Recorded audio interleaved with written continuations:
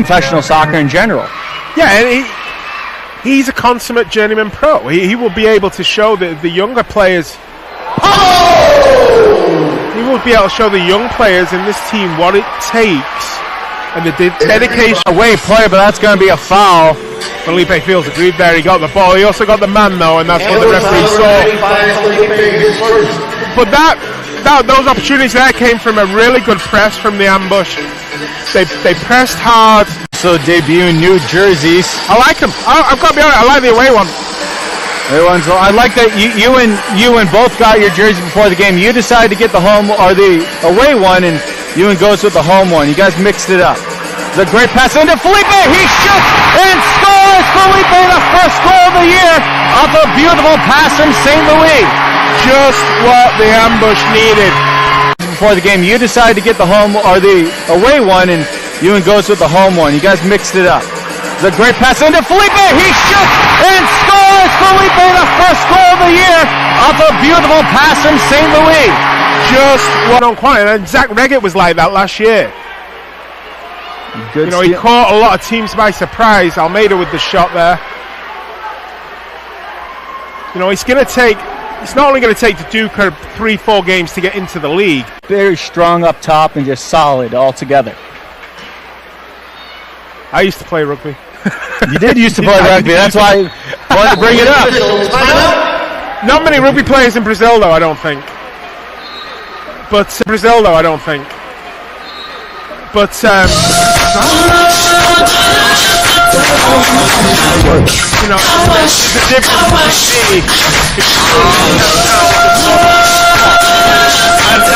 know how to win games, and that they'll have been here before.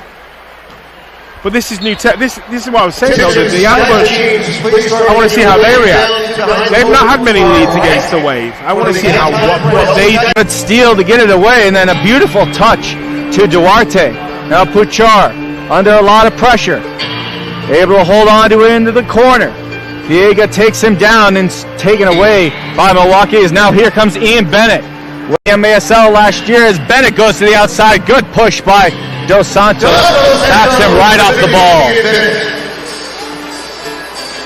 Still pressuring is the Wave. A long shot by Bennett. Kept it on the ground in a relatively... possession was more important than trying to go forward and losing the ball down the field. Duduka pressure and just takes down Vandergriff with his shot by Felipe, looking for a second, just missed the top corner. And he didn't miss by much. He had a down the middle, step up by Dos Santos, takes it. Now here's JT. JT with Almeida, and JT will just throw it towards the net. I mean, Almeida was supporting him there, but Almeida was kind of covered, so JT didn't have much on. He tried a shot from distance. I do think having a Portuguese-speaking core who know how to tell him how to go to Chipotle, what to order. I think that will be just what he. They're able to get it for Herrera. Mikey Herrera for Chamali. Chamali can't get around JT as JT took him down. That's going to be a foul on him. A consummate. The pull up around Bennett, ambush changing, have to watch out though as the ball's right in front of their bench. Now McGee gave it away to Bennett, goes to Chamali, right back to Bennett, the shot, and that goes wide, and Paulo dives back and grabs it off the glass. Lucky little bounce there. Backing up quickly as Felipe closes in on him. And Rafa very calmly able to move it up to Ferdinand. Ferdinand forward for Liete. Marcio Liete, a long shot, he scores. Able to get it past Paulo. A beautiful shot from the corner, and we're tied at 1. What a strike that was. Cool, calm, collected. Black shot foxed Paulo. Paulo just couldn't get down quick enough to stop it. It was the power that beat him. Just the power there. Pinpoint. Violation against the Wave. Restart for the end. This is the first restart from the top of the box. Who wants to go? Stand Leary, let me hear you. And let's see what Everton's been working on in training. Quickly to McGee. Meanwhile, they went 21 for 44 out of that. Now Ian Bennett. They We'll move it over to Viega. For this 2-minute power play. Nice touchdown to Ian Bennett. Bennett the shot, and that's an absolute rocket. Not a chance there for Paulo as Bennett sends it top corner. But instead of the ball being low, the ball was high to Paulo's left and just ripped into that top corner. But that's what Ian Bennett can do. I can run with this team. Just keep it close. Keep making opportunities. You need to step up being clinical. They need to make these opportunities pay, but they can't panic. Their heads come on there. He's just coaching. But again, easier said than done.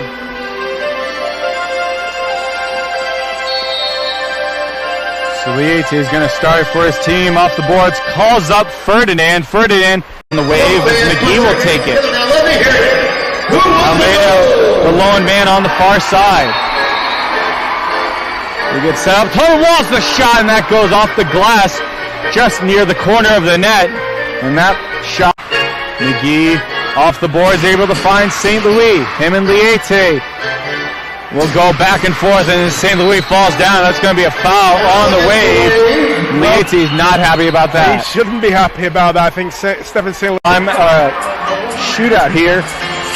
Taking the shootout for the ambush, number 70, McGee. Family Arena, everybody on your feet! This is a big opportunity here for the ambush. Everyone staying behind the fifth way back to Paulo as that's gonna, looks like it's gonna extend the time on Chamali's penalty. And here it comes, but right as that, Felipe sends it to St. Louis. Couldn't get his boot on it. Almeida waits in a good little play by Bennett. Paulo sends it all the way forward. Able to find St. Louis, but that ball bounced just a bit too much. It goes out of play. I know people will look at the score and go, oh, you know, they've dropped 2 goals here in the third. Long heave by Paulo trying to find St. Louis. Can't get around Rafa. No, he does the shot. And a good save by Viega rather. And then he's able to knock it away as Rafa was getting his composure. Knock it away as Rafa was getting his composure back. St. Louis from behind, able to take it, no call. And he really wants a call out to Oliveira. He was not happy. And just as I was saying, you know, he's 2 minutes where the ambush couldn't get anything going. The fans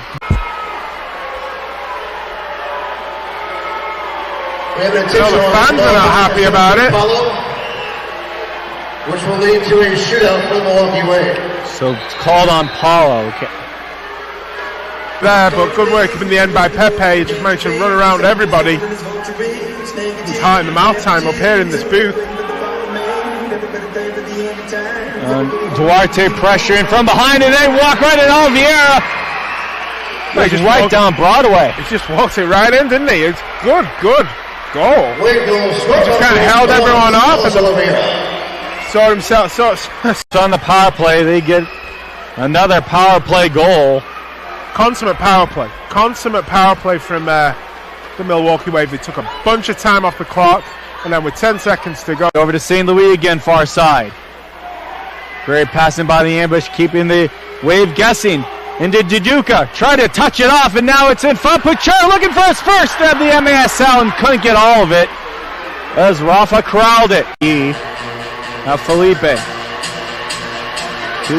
Duduka, now Felipe again. Good movement by the ambush. Over Felipe, wide open, heads it down out of the air. Walls. He's going to grab it. Able to knock it up the boards. McGee. Going to good job holding on to it, keeping it away from Ferdinand. In front, Walls a great chance. And then Puchar was challenging, but the Wave cleared out of harm's way. Duduka into the board. Or Felipe rather, spin around shot. Didn't look like his feet were placed. He goes out. Timeout on the field. Nice passage of play with the extra guy for the ambush. But fall back some more to Paulo, and then goes off of Bennett's head, goes wide, and then Paulo falls down. Bennett reconvenes, trying to shot down, bicycle kick, he scores! Are you kidding me? Ian Bennett putting on a show. That's 5-1 for. Those goals should be worth more than the 2-foot tap-in that Max Ferdinand had, you know. Kind of like with the old 4-point? Yeah. The old 3-point goal from past the line. Well, a panel of judges decide if it's worth it. Yeah, like figure skating. Exactly. Pepe trying to get one here. Pushed up against by Chamar. Goals in this league, and I feel that he's the type of player that when he gets one, he'll start getting a hatful. Good shot there by Dos Santos there. Diaz with the save. And Diaz is pumped. He still wants to keep. He doesn't want to concede any more goals. Foot, they're going to be quality going forward. It's a tough league. Every team that the Ambush is going to face is going to be and there's the 7th.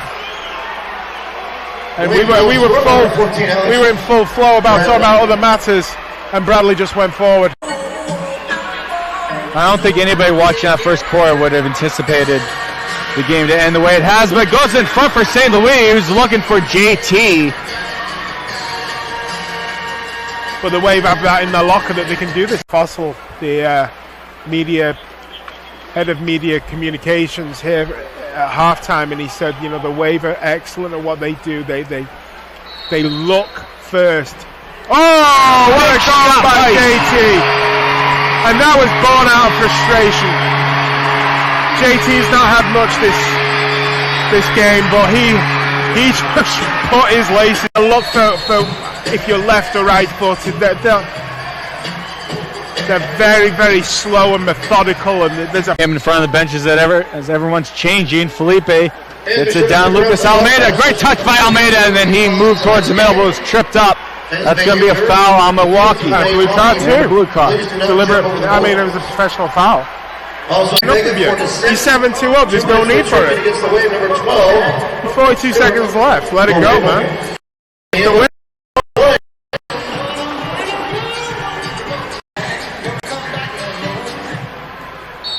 Space in front of him. He's going to wind up for a shot. Bobadilla at the top of the D. But leaves it for Almeida. Oh, rebound. Good chance in front. A couple good rebounds, but somehow Diaz keeps it out. And now Ian, professional soccer in general. Yeah, and he's a consummate journeyman pro. He will be able to show the younger players. He will be able to show the young players in this team what it takes. And the dedication. Away play, but that's going to be a foul. Felipe feels aggrieved there. He got the ball. He also got the man, though, and that's what the referee saw. But those opportunities there came from a really good press from the Ambush. They pressed hard. So debuting new jerseys. I like them. I've got to be honest. I like the away one. I like that you and both got your jersey before the game. You decided to get the home or the away one, and Ewan goes with the home one. You guys mixed it up. The great pass into Felipe. He shoots and scores. Felipe, the first goal of the year off a beautiful pass from St. Louis. Just what the Ambush needed. Before the game, you decided to get the home or the away one, and Ewan goes with the home one. You guys mixed it up. The great pass into Felipe. He shoots and scores. Felipe, the first goal of the year off a beautiful pass from St. Louis. Just what on quite. And Zach Reggett was like that last year. Good he caught a lot of teams by surprise. Almeida with the shot there. It's not only going to take the Duke 3-4 games to get into the league. Very strong up top and just solid all together. I used to play rugby. You did used to play rugby. That's why I wanted to bring it up. Not many rugby players in Brazil, though, I don't think. But the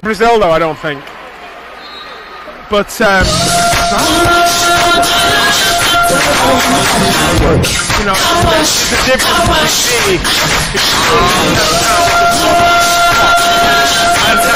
know how to win games, and that they'll have been here before. But this is new tech. This is what I was saying, though. The Ambush, I want to see how they react. They've not had many leads against the Wave. I want to see what they do. Good steal to get it away, and then a beautiful touch to Duarte. Now Puchar under a lot of pressure, able to hold on to it into the corner. Viega takes him down and taken away by Milwaukee. As now here comes Ian Bennett. William ASL last year as Bennett goes to the outside. Good push by Dos Santos. Taps him right off the ball. Still pressuring is the wave. A long shot by Bennett. Kept it on the ground in a relatively... Possession was more important than trying to go forward and losing the ball down the field. Duduka pressure and just takes down Vandergriff with these. A shot by Felipe looking for a second. Just missed the top corner. And he didn't miss by much. He had a... Down the middle. Step up by Dos Santos. Takes it. Now here's JT. JT with Almeida, and JT will just throw it towards the net. I mean, Almeida was supporting him there, but Almeida was kind of covered, so JT didn't have much on. He tried a shot from distance. I do think having a Portuguese-speaking core who know how to tell him how to go to Chipotle, what to order, I think that will be just what he... They're able to get it for Herrera. Mikey Herrera for Chamali. Chamali can't get around JT as JT took him down. That's going to be a foul on him. A consummate. The pull up around Bennett. Ambush changing. Have to watch out though as the ball's right in front of their bench. Now McGee gave it away to Bennett. Goes to Chamali. Right back to Bennett. The shot. And that goes wide and Paulo dives back and grabs it off the glass. Lucky little bounce there. Backing up quickly as Felipe closes in on him. And Rafa very calmly able to move it up to Ferdinand. Ferdinand forward for Liete. Marcio Liete, a long shot. He scores. Able to get it past Paulo. A beautiful shot from the corner, and we're tied at 1. What a strike that was. Cool, calm, collected. Block shot foxed Paulo. Paulo just couldn't get down quick enough to stop it. It was the power that beat him. Just the power there. Pinpoint. Violation against the wave. Restart for the Ambush. This is the first restart from the top of the bar. Who wants to go, Stanley? Let me hear you. Let's see what Everton's been working on in training. Quickly to McGee. Meanwhile, they went 21 for 44 out of that. Now Ian Bennett.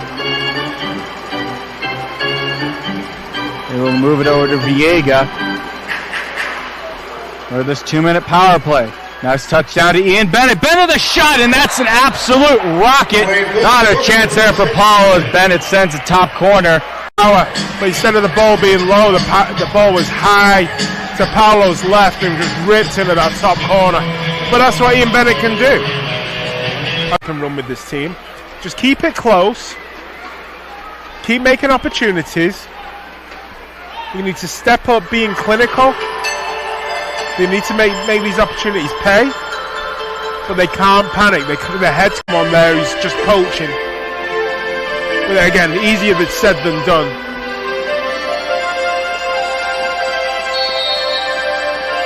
Liete is going to start for his team off the boards. Calls up Ferdinand. Ferdinand on the wave as McGee will take it. Almeida, the lone man on the far side. He gets set up. Total walls the shot, and that goes off the glass just near the corner of the net. And that shot, McGee off the boards, able to find St. Louis. Him and Liete will go back and forth, and St. Louis falls down. That's going to be a foul on the wave. Liete's not happy about that. He shouldn't be happy about that. I think Stephen St. Louis. I'm shootout here. Taking the shootout for the Ambush, number 70, McGee. Family Arena, everybody on your feet. This is a big opportunity here for the Ambush. Everyone staying behind the fifth way back to Paulo as that's going to, looks like it's going to extend the time on Chamali's penalty. And here it comes, but right as that, Felipe sends it to St. Louis. Couldn't get his boot on it. Almeida waits, and a good little play by Bennett. Paulo sends it all the way forward. Able to find St. Louis, but that ball bounced just a bit too much. It goes out of play. I know people will look at the score and go, oh, they've dropped 2 goals here in the third. Long heave by Paulo trying to find St. Louis. Can't get around Rafa. No, he does the shot. And a good save by Vandergriff, or Viega rather. And then he's able to knock it away as Rafa was getting his composure. Composure back. St. Louis from behind, able to take it, no call. St. Louis. And he really wants a call. That's Oliveira. He was not happy. And just as I was saying, you know, it's 2 minutes where the ambush couldn't get anything going. We have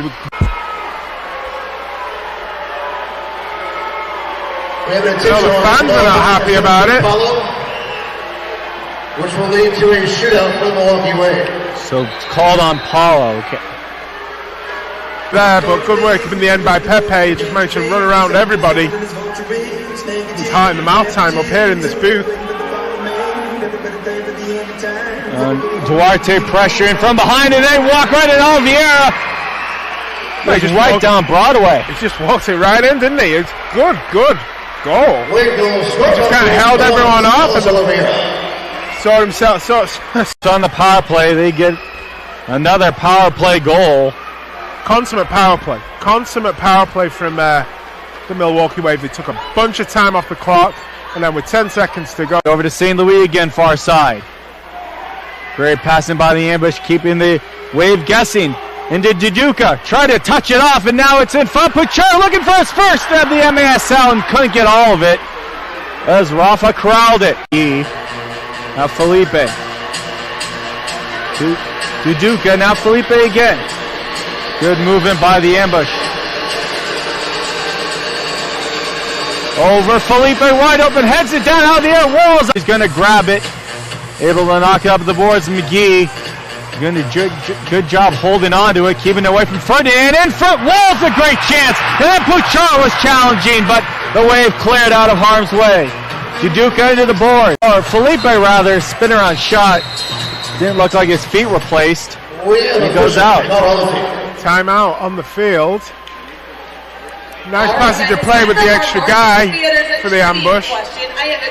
But fall back some more to Paulo, and then goes off of Bennett's head, goes wide, and then Paulo falls down. Bennett reconvenes, try to shot down, bicycle kick, he scores! Are you kidding me? Ian Bennett putting on a show. That's 5-1 for.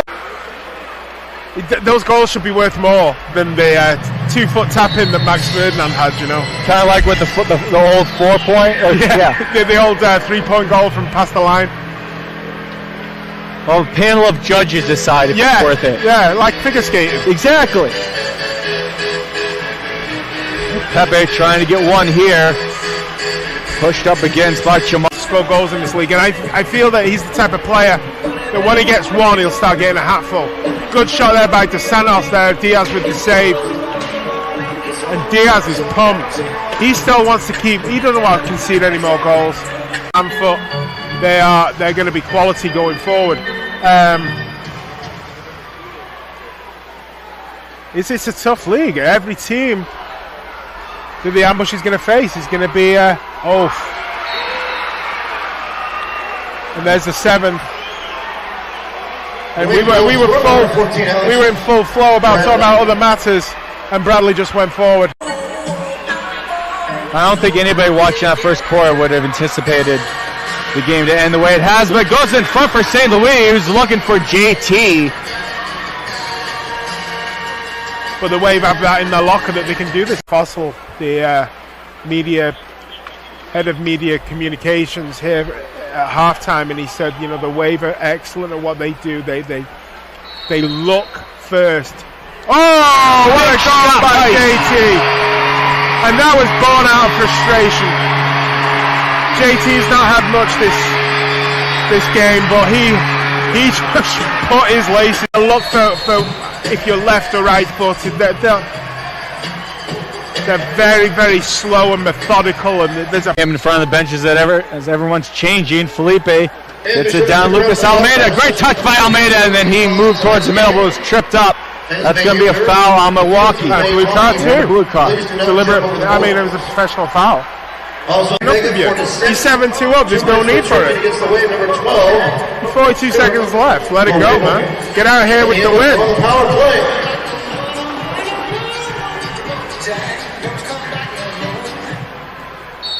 Space.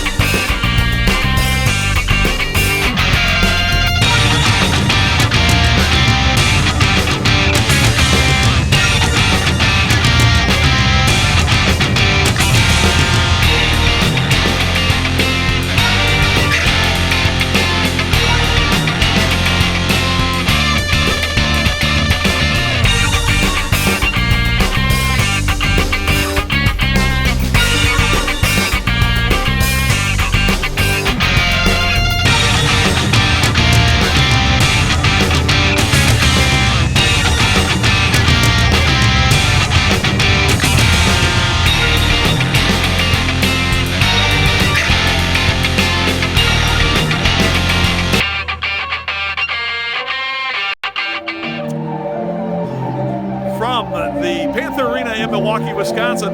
It's the Major Arena Soccer League tonight. The Milwaukee Wave hosting the Florida Tropics. And a pleasant good evening, everyone. Tom Wynn with you here from Panther Arena, where the Wave will have its 36th home opener. Milwaukee trying to see if they can extend their home opening winning streak to 7 consecutive games, but it's going to be a tough test. They're taking on the Florida Tropics, one of the new and improved teams here in the Major Arena Soccer League. Let's bring in our analyst for this season, Tenzin Rampa. And Tenzin, we'll talk about the Florida Tropics, a team that made a lot of changes, a lot of personnel changes in the offseason, and it looks like they're going to really be a tough team to deal with this year. What have you seen so far from the Florida team? Well, first off, the Florida team, former Wave players here, 4 of which, were former teammates of mine. If I'm looking at the roster, heavy offensive firepower. Both teams 2-0. This should be really exciting. And of course, the Wave, a team you're very familiar with. You just completed a 10-year career playing with the Milwaukee Wave. I know all things considered, you'd rather be out there, but hey, it's great to have you in with the booth where you're with us. Meanwhile, defending champs. Most of the guys coming back this year, a few key players who still have not been able to come back and participate as of yet. But for the most part, Coach Giuliano Oliviero got the same core. What do you think about the Wave this year? Super excited for the Wave, mainly because you're bringing back a lot of experience. The first thing I look at the Wave's roster is just the wealth of knowledge of the indoor game. Giuliano, to me, the best coach in the league, right? Now a championship under his belt. Confidence must be running high for this team. I'm excited. One big change for Milwaukee is going to be they will not have goalkeeper Josh Lemos this year. Josh, injured in training camp, suffered a torn ACL. He had surgery last month. He will not be available for the Milwaukee Wave. Tenzin, we're talking about a guy, not only the premier goalkeeper in this league, but really one of the inspirational leaders for the team as well. Rafa Diaz gets the first chance to replace him, but it's not going to be easy to replace Josh Lemos. Yeah, and Rafa is not Josh, and Josh is not Rafa. The nice thing is, both keepers do certain things really, really well. Lemos, as we all know, really good with his feet. Rafael, a really good shot stopper, and also, has a lot of good experience. And the moment is not too big for Rafa, so he's ready to step in, and we're ready to keep rolling. All right, well, it should be a great one here tonight. Stay with us, fans, as Milwaukee opens up its 36th campaign here at home.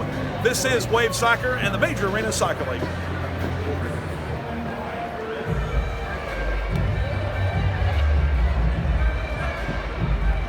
This is Milwaukee!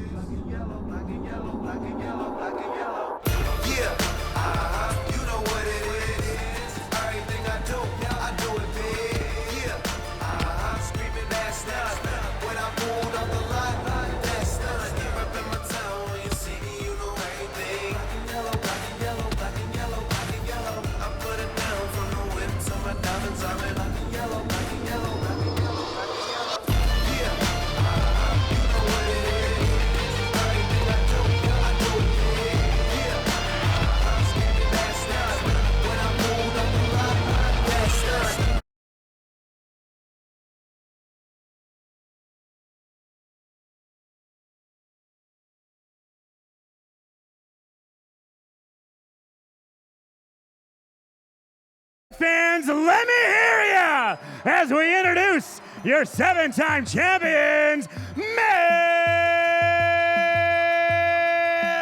Milwaukee Wave. As always, we begin with the Wave mascot. Here he comes, Brad Beach. He's a defender from St. Louis, Missouri. Number 3, Chad Vandegrift. Starting at defender from Brazil, number 6, Guilherme Viega. He's a midfielder from Holland, number 7, Hans Dennison. He's a midfielder from Brazil, number 8, Luan Salas Oliveira. Starting at midfielder from Neenah, Wisconsin, number 12, Stuart Grable. He's a midfielder from the UK, number 14, Sir Alex Bradley. He's a forward from Mexico, number 18, Isaac Pereira. Starting at defender from Toronto, Canada, number 23, Daniel Jamale. Starting at midfielder from Reading, Pennsylvania, number 24, Mighty Max Ferdinand. A midfielder from Mequon, number 25, Andrew Wiedebach. Starting at forward from Ontario, my captain, your captain, number 26, Ian Bennett.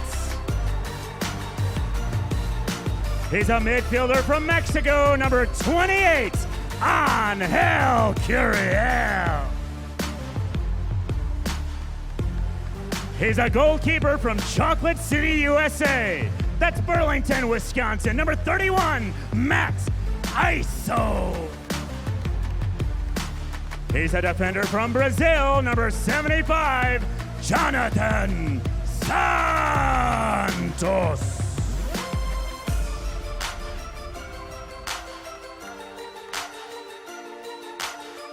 A midfielder from Brazil, MVP, number 77, Marcio Leite. And in goal tonight for your Milwaukee Wave, from Brazil, number 82, Rafa Diaz. And now your all-star coaching staff, led by former Milwaukee Wave legends, head coach Giuliano Oliviero. He's assisted by Marcelo Fontana. Player coach Marcio Leite, goalkeeper coach is Rafa. Ladies and gentlemen, let me hear you as we introduce and welcome your Milwaukee Wave.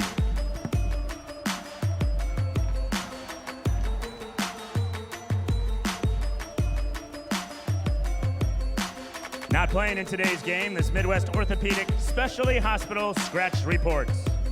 Number 9, Robert Renault. Number 10, number 16, Mikey Herrera. Number 30, Josh Lemos. Number 33, Michael De Silva. Number 99, Andre Hain. Not playing in today's game. Midwest Orthopedic Specialty Hospital scratch reports.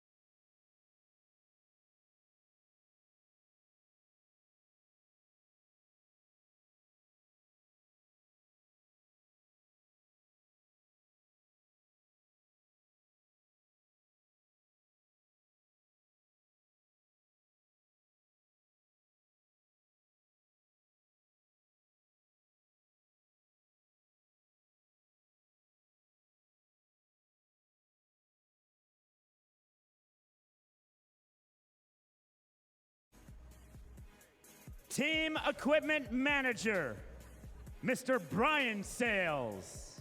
Come on out, Brian.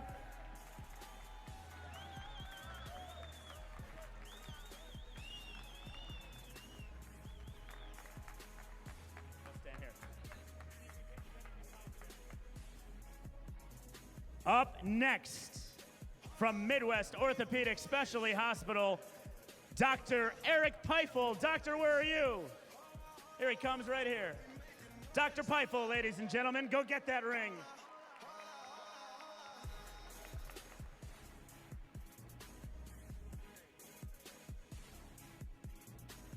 Milwaukee Wave team trainer. Where are you, Ricardo? Ricardo Chavez.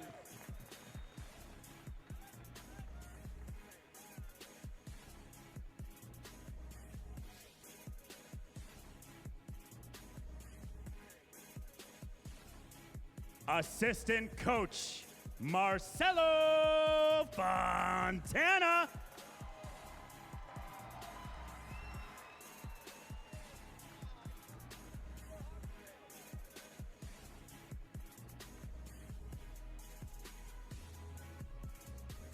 He's won as a player.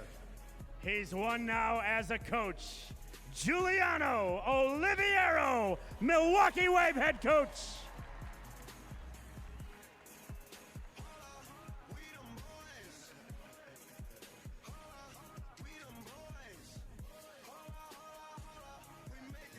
And now for the presentation of the championship rings to the players. Ladies and gentlemen, he announced his retirement earlier this year. He joins us in the broadcast booth for all Milwaukee Wave games. Give it up for Tenzin Rampa. There's Tenny.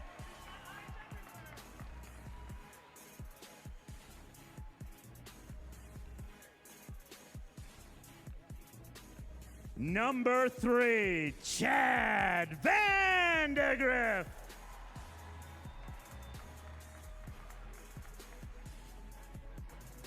Number 6, Guilherme Viega.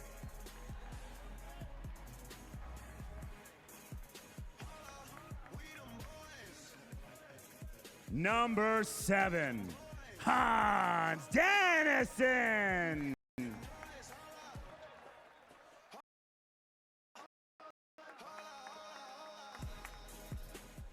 Number 8, Elaso Luan Oliveira.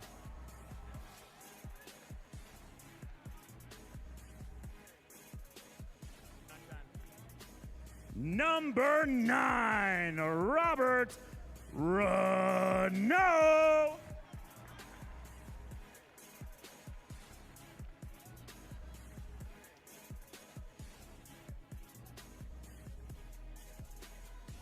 Number 12, Stuart Grable.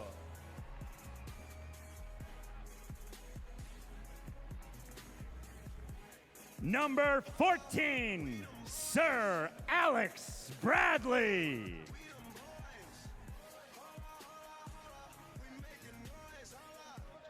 Number 18, Isaac Pereira.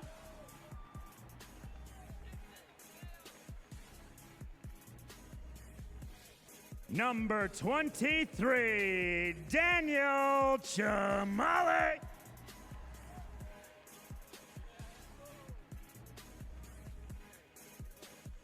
Number 24, Max Ferdinand.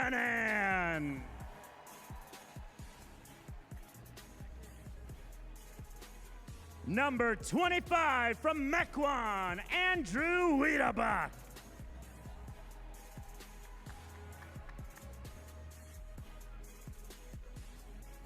Number 28, Angel Curiel. Chino.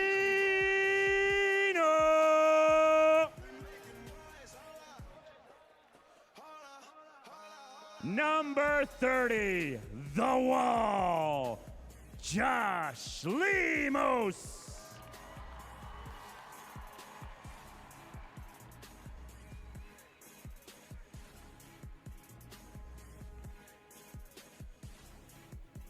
number 31 from Burlington, Matt Isel.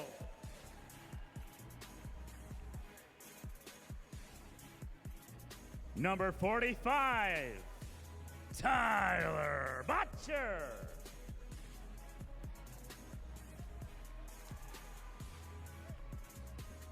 Number 75, Jonathan Santos.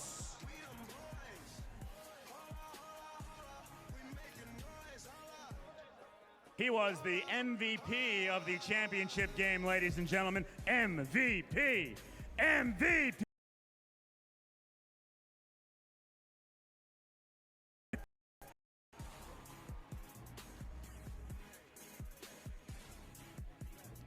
The big man, number 99, Andre Hayne.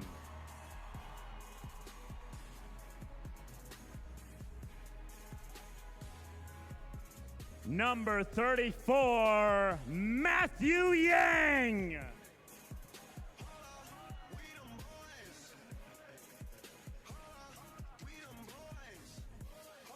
Number 4, Carlos Contreras.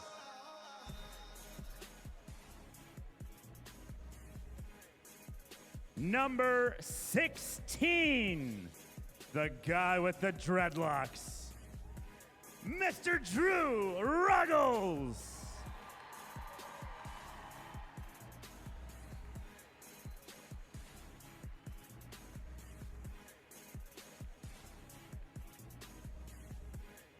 Number 70, Ricardinho.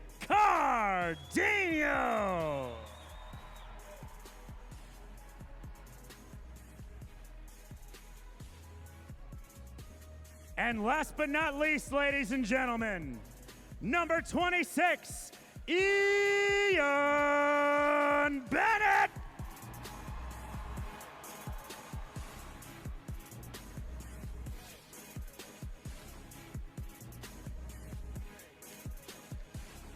Oh, no, you're not getting away that quick. Ladies and gentlemen, give it up for all of our champions here, your 2019 Milwaukee Wave professional soccer team. Now tonight, ladies and gentlemen, we join Ian and your Milwaukee Wave as we commemorate last year's accomplishments, both in the rafters and in the record books forever. To lead us this evening, and we need the guys over here. If we can get the team over here, come on over here, boys, because we got to do this proper. To lead us into our next segment here this evening, please welcome IB26 Ian Bennett. Thank you. I can't believe they're giving me the mic. Let's go. Guys, Milwaukee Wave fans, we're so blessed to have you guys. On behalf of the players, the best coaching staff, the best front office, the best GM, and the best owner, we can't thank you enough. But we need you to do something. All right? Something little, nothing too crazy, but we have a present for you. All right? We're going to count it down to 5. But I need everybody to stand up and take a look over here. You guys ready to go? You guys ready to go? You guys ready to go? 5, 4, 3, 2, 1.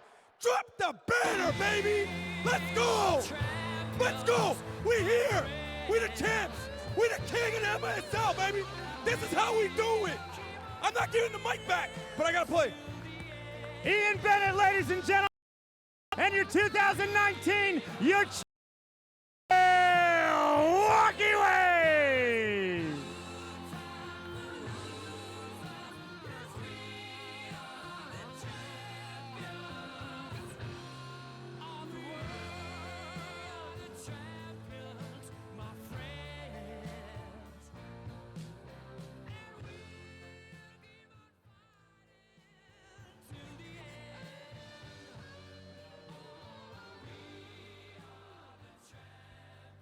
All right, ladies and gentlemen, let us please rise and remove your hats.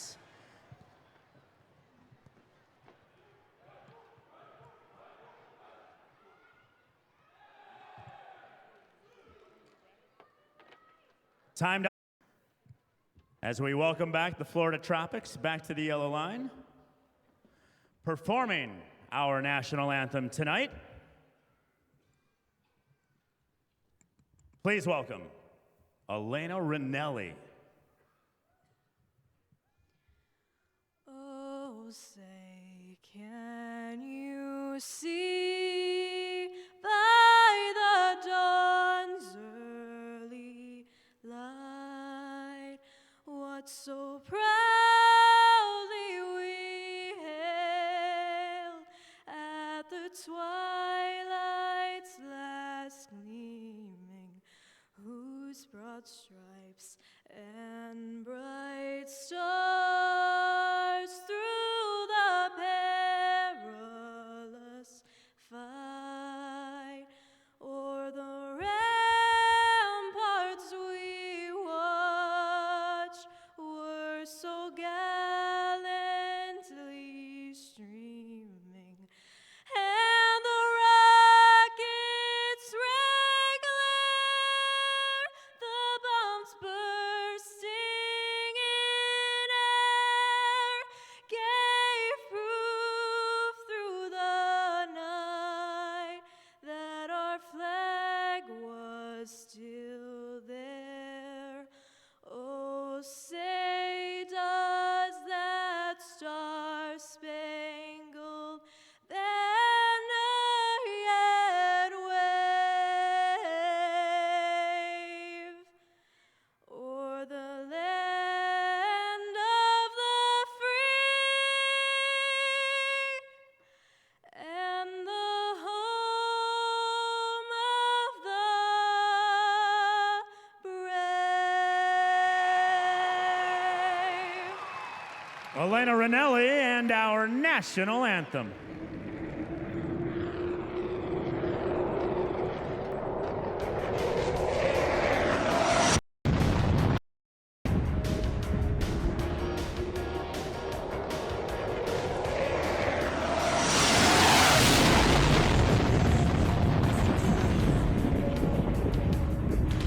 All right, time for tonight's first balls.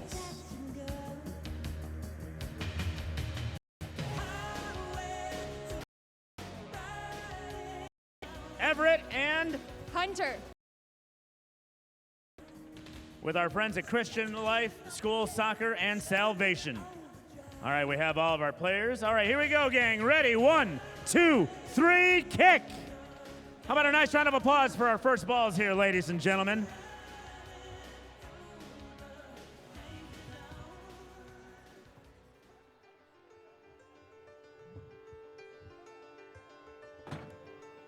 Wait, fans, we need you. Let's get loud. Just like Marcio said, Way fans, we need it loud in here tonight.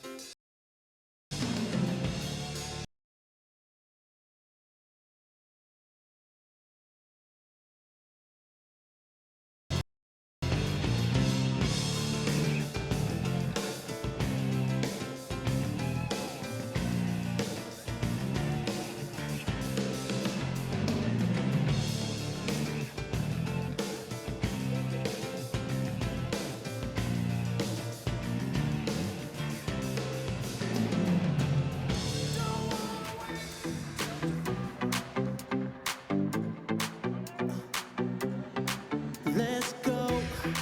Make no excuses now. I'm talking. Patched in here. Okay. All right, we are Captain Tenzin Rampa.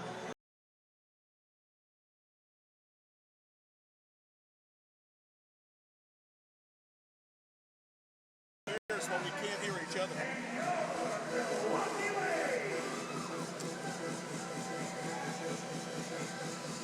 And the Florida Tropics control. They go right to left as we look at the action here in the first period. Florida at 2-0 coming in. A couple of wins in Orlando to start the season. The Milwaukee Wave at 1-0. The Wave coming up with a big road win in St. Louis a couple of weeks ago. Bouncing ball into Rafa Diaz, who is the #1 keeper for the Milwaukee Wave to start this season, with former #1 Josh Lemos out for the year following surgery on a torn ACL he suffered in training camp. And certainly will not be easy to replace, but Rafa, a very, very experienced backup. And as Tenzin said in the pregame show, moment not too big for Rafa. He's played in big regular season games, he's played in playoff games, and has been a very stable force for Milwaukee back in the nets there. Yeah, and that's exactly right, Tom. I think, Rafa brings a lot of experience to the game, but he's also a great shot stopper.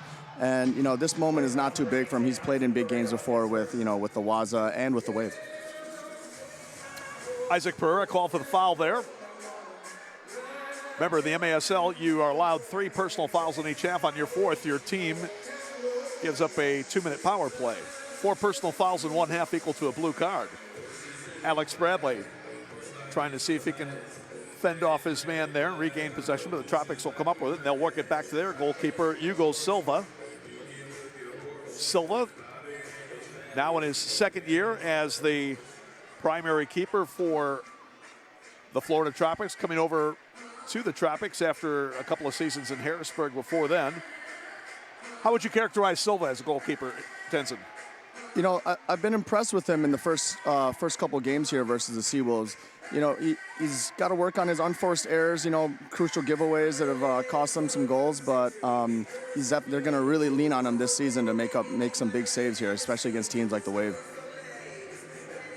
It's fun to see 3 former teammates of mine on the field right here with Daru, Ruggles, and Ricardinho on the field. I look to them to, want to show well tonight, especially coming back home. Well, kind of interesting. Of course, we had the pregame championship ring ceremony on the field, and Drew and Ricardinho joining the rest of the Wave to get their rings, which was great to see. Each got nice ovations from the fans, but hopefully that'll be the only ovations they'll be getting tonight. I say that good-naturedly. They were 2 outstanding players for us the past 3-4 seasons. Yeah, and again, very instrumental in helping the Wave win its 7th championship last year. Yeah, and just great all-around guys too, guys that you want to be around in training, and I'm happy they found a spot for them to continue their careers, and in sunny Florida, no less. Milwaukee on the attack. They go left to right as we look at it. Ian Bennett over to Hans Dennison, lays it back for Ian, and he trickles one through that's going to go wide left. Steven Daru clears it upfield, but eventually Rafa Diaz gets there for Milwaukee. And that's what Rafa will bring to you, good game awareness, and you saw the save that he's made. He's not afraid to put his body on the line. I mean, saving the ball with any part of his body. Rafa now in his 4th season with the Wave, his 6th indoor season overall. Wave keeping the pressure up. Now, Santos keeps it alive near side. Here's Ian Bennett trying to see if he can get a shot off, but could not get one underway, and a foul is called here. So, and actually they're going to show the card, and I believe it's going to be Jonathan Santos. So Santos is going to go to the box for 2 minutes, time of the penalty at 3:54 of the first period. I can't hear Tenzin. He can't hear me. We're getting all. He said he can hear you. Oh, yeah, I can't hear him. I'm getting all the field, with the field mic and everything in there, Ben. 11:06. We've just begun.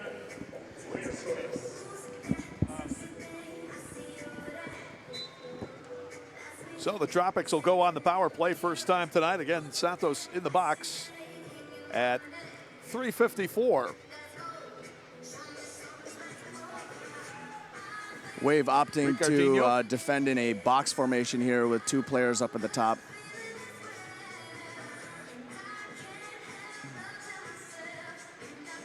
Miss it there by Matt Clare.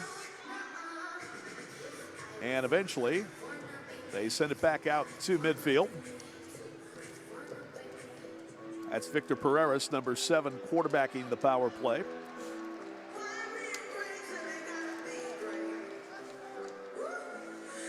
Wave typically has been a pretty good penalty killing unit. Last year, about 65% for the league champions. Ian Bennett out there with Stuart Grable, Daniel Chimali, and Marcio Leite. Now, Bennett trying to move it upfield, but it was dispossessed on the play by Clare. Clare, a Florida native out of Fort Lauderdale, playing on the power play unit. Shot by Pereiras off the mark, chases down his rebound with Stuart Grable there to defend. Clare rolls it in. Nice effort that time by Grable to cut off the shot before it could get through. Good Tropics awareness there reload. by Stewart to cut off the split pass. And a drive just wide. Rebound near side. Ricardinho has it. He'll work it down, and the shot stopped by Rafa Diaz. Almost getting through the 5-hole, but not quite. Ooh, could be a costly change there. And another nice save there by Diaz. So Rafa again coming up big as the Wave tries to kill off this penalty, and Leite is taken down. The foul is called. Rich Grady and Kyle Trimble are 2 officials working tonight's game. Check it out one more time, Tenzin, and great job by Rafa and the rest of the Wave penalty killers to shut down the Tropics on that man advantage. Yeah, we were lucky to come out of that without a goal against us with the costly change there. But well done by Rafa for the save, and Marcio doing what he does, breaking the pressure. Still looking for our first goal. 6 minutes gone by here in the first period. That one hopping over the foot of Isaac Pereira as he tries to track it down. Silva, the goalkeeper, will scoop it up for the Tropics. Long outlet downfield, looking for Zach Reggett, headed away. Interesting that Reggett was listed as number 88, I believe, on the home, at least when he was he's playing 8. the first couple games, but sporting number 8 tonight. Good defensive shape there from Vega. Speaking of Guilherme, he's got it right now. Moves it upfield to his defensive partner, Chad Vandegrift, now on the exchange for Chino. Puts it back to Rafa. Chino was a game time decision, but apparently passed the test in warm-ups. He's out there tonight after missing the opener. So good to have him back in the lineup as he starts his 3rd campaign in Milwaukee. Now Vega with some space. Coming up toward the line. Lays it off on the far side as Max will have to send it back out to Chino. Chino seems like a very versatile guy. Tenzin can play just about anywhere on the field. You know, Chino's a guy, I can't really describe his game. I've never played with a guy that is so good along the boards. If you really watch Chino's game, he opts to play along the boards and actually propels himself off the boards. And a goal, well done. Shot and a goal! Chad Vandegrift breaking the ice for Milwaukee here in tonight's contest. And the Wave jumps out to a 1-0 lead. Sign of the goal at 7:50 as CVG puts one up on the board. As a former defender, I love to see defenders get in the attack, and that's right what Chad did right there. A great run in, right off the target for a nice, cool, calm finish in the corner. Well done, Chad. Time of the goal at 7:50 of the first period. And Milwaukee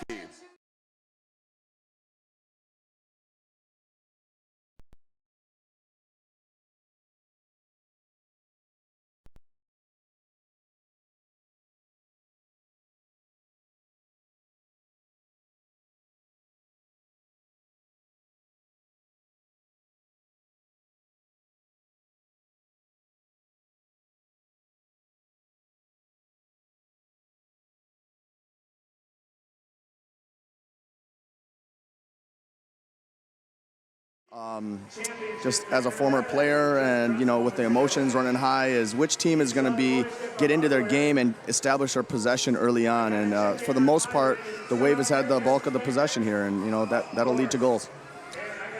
Chad Vandegrift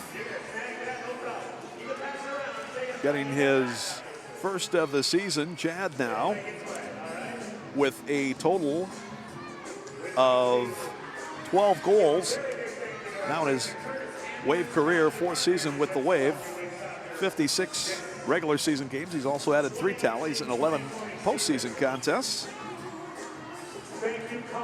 And the St. Louis native, former star at both SMU and SLU, getting the first goal of the season here at Panther Arena. And Ferdinand picking up the assist.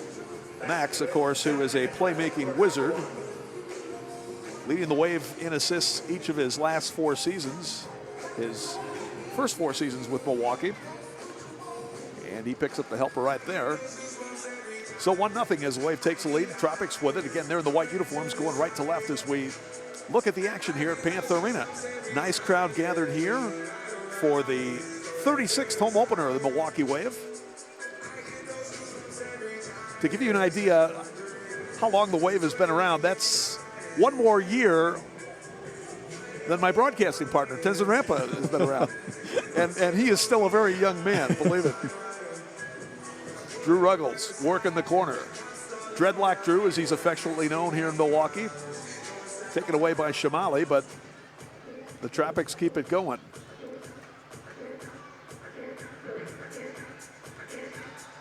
And as Ruggles tries to get position inside the box, foul is going to be called. I believe they're going to get Ferdinand for holding there. So, first really good string of possession there for the Tropics, and leads to a dangerous top of the arc here. Claire will play it in across, and the shot gobbled up by Rafa from his former teammate Drew Ruggles. Now Silva comes charging out of the goal to break that play up at midfield. Silva not afraid to come out from his area to make plays. He actually scored a goal against the Wave last year in a 10-9 Milwaukee victory down in Lakeland. Whistle and a foul called. And I believe this one's going to go against Florida as Chamali got knocked down. So it's going to be Lucas Teixeira getting called for the foul. As we see on the replay, that was not much doubt about that one. The 2 Lucases, Teixeira, who's number 5, Monteleras, who's number 90, 2 of the 4 original members of the Florida Tropics. Anthony Rico, former Wave player, is another original member from the first team back in 2016-17. There's a foul call right there against LSO, Luan Salas Oliveira. And then JP Reyes, one of their defenders, would be the 4th member of that core 4, if you will. Here's Reggett trying to turn, lays it back. Shot saved, Diaz, as he had a good look at that shot by Dos Santos. Rebound sent right back through the mixer, and the Wave able to clear it out. And again, Diaz looking sharp early here tonight. It was a 3v2. 3-2 now. Bennett well in the done. middle, lays it off left side. As Pereira trying to track it down between a couple of defenders. Ian with the right decision to find Isaac there. Just unfortunate Isaac let his touch get away from him. Foul eventually going to be called against the Tropics as we take a look at the Wisconsin Vision replay and see that last save by Rafa Diaz. And no question about it, Tenzin. Rafa sharp to start the game here. He was very sharp in St. Louis in the season opener. His shot stopping ability is second to none in the league, and he's the same way in training as he is in games. He's just an intense individual, and I'm glad he's in a Wave uniform. Just turned 37 years old earlier this week. In it comes. LSO cranks a shot that's blocked. Reggett, the Kenosha native, trying to clear up field. Now it's knocked back. Bradley has to hustle back to get it. Rafa will clear up toward midfield and will bounce on the turf. LSO could not keep it in. What do you think of the pace here so far in the first period? you know, both teams still trying to find their possession game. I've been impressed with Florida here, you know, weathering the storm. The Wave, you know, I'd still say they have a little bit of an edge in the possession, but, you know, it's looking pretty even right now. Possession's so important in indoor game, especially nowadays. Ball driven through. Leite got there to play it. Now up ahead for Vandergriff as Chad looked like he was obstructed trying to get forward, and we got to stop at the clock as we got an injured player down for the Tropics. Looks like Ricardo Carvalho down.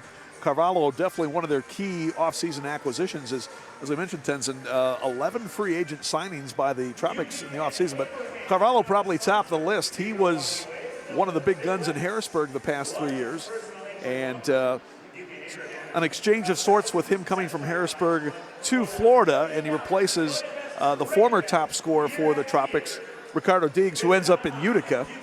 So I guess not a great exchange for Harrisburg per se, but no question, Carvalho, a guy they're going to be counting on to score some more goals for him this year. A lot of offensive firepower on the Florida Tropics roster this season. Carvalho, for me, you know, along with Gordy Gerson, Pereiras, Reggett. I mean, these are guys that, you know, they're hoping are going to come in and have, you know, career years for them this season. Speaking of Gordy Gerson, who went over to Lakeland from Orlando, where he was playing with the Seawolves last year. He was going to be game time decision coming into this one, but we do not see him out here tonight, so I don't believe he's dressed for the game. He got injured in the upper. Here's Vandergriff again, trying to center on the play, and broken up that time. Well done by Ricardinho, his former teammate, to prevent that pass going through. The Wave had some numbers forward. Now Bradley posting up.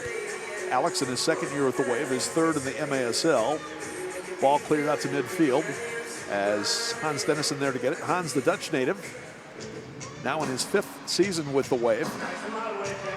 You know, a simple play like Chad just brought right there, just with energy and digging the ball out and kicking the ball back out to the backs, is the difference between a 5-minute possession and, you know, a turnover. So, you know, well done by Chad here in the early going to bring that energy.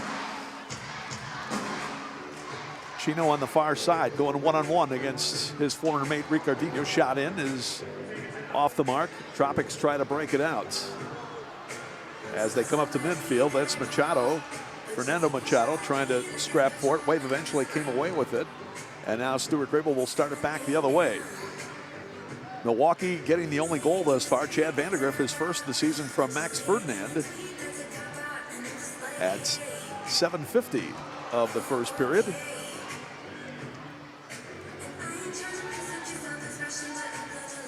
Both teams have had some other chances, Tropics especially, but Rafa Diaz and the Wave defense have been up to the task. Now Steven Giroux, 36-year-old Jamaican who spent part of one season with the Wave back in 2014-15. He draws the foul from Jonathan Santos.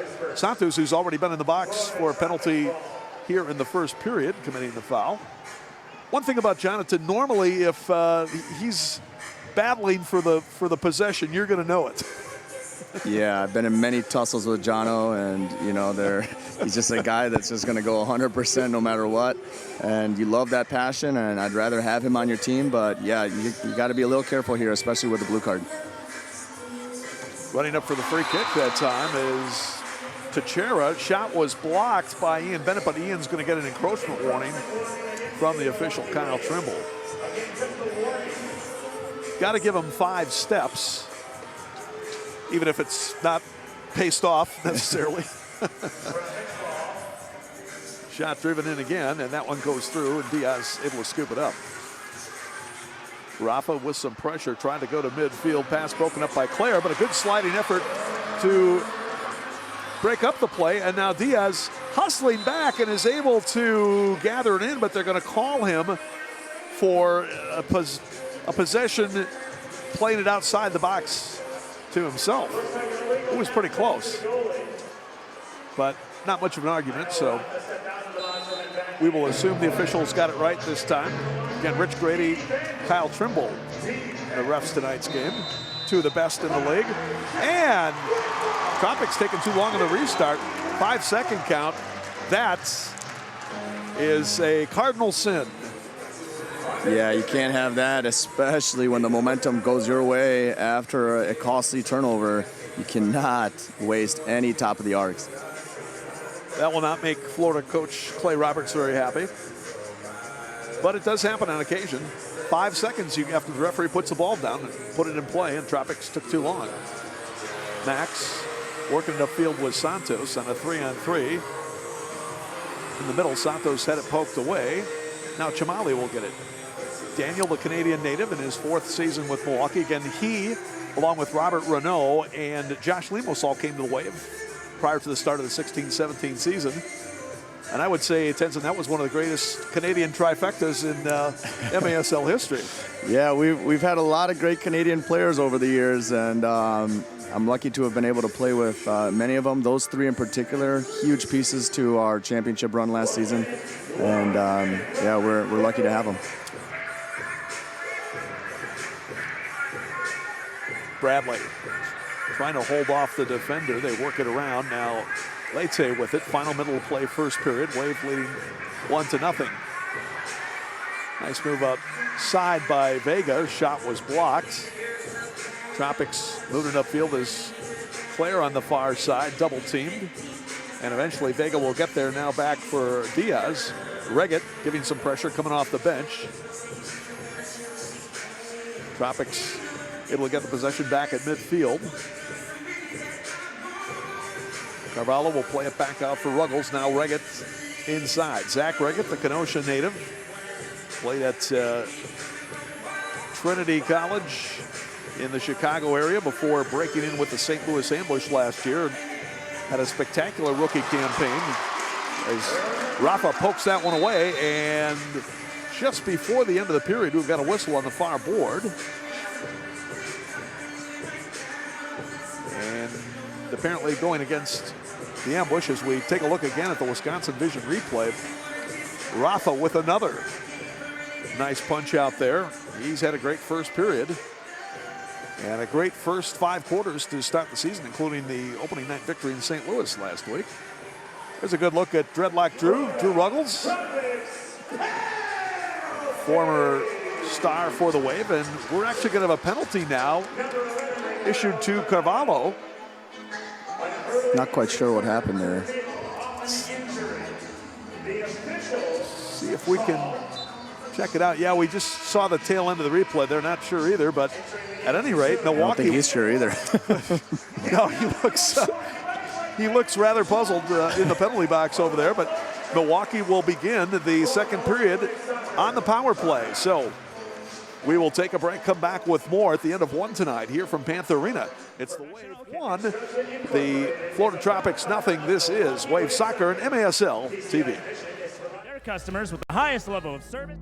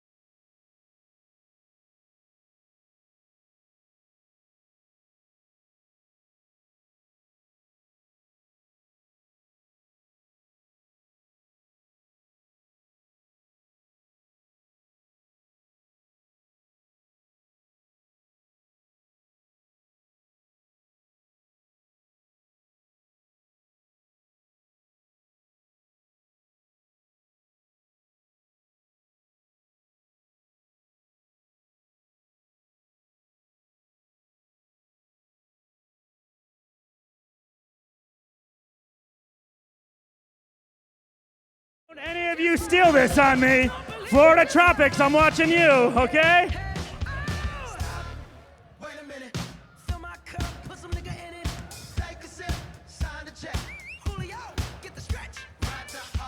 Along with former Wave team captain Tenzin Rampa.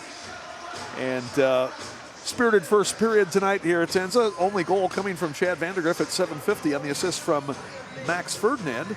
But good start for the Wave. But the old adage, Keith Tozer, I know, used to really stress this: let's play from in front. Yeah, you want to score early, and I think, establishing possession is still going to be important for these guys as they feel each other out here after 15 minutes. Wave will take the kickoff. They go right to left as we look at it.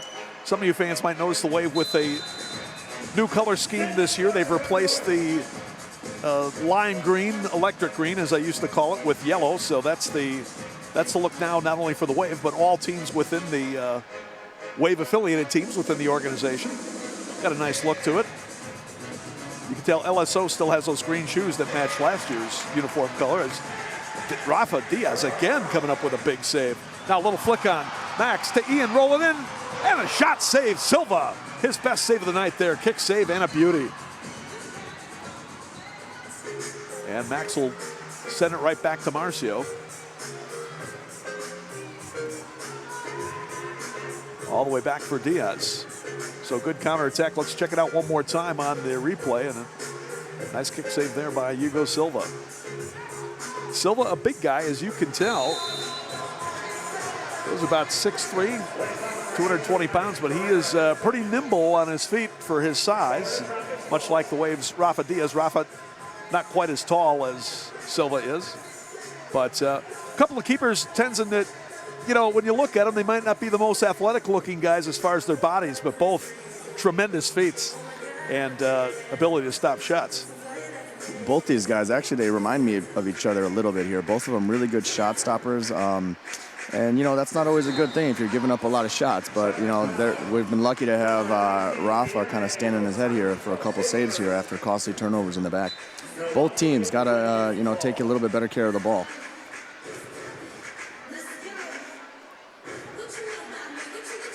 Wave still with the man advantage here. Well, Carvalho, I thought that was a penal offense, but apparently not. He was issued a 5 minutes card, so no power play for the Wave to start. Sliding effort in front by Pereira off the inboard pass from Bradley, and could not quite get it past Silva.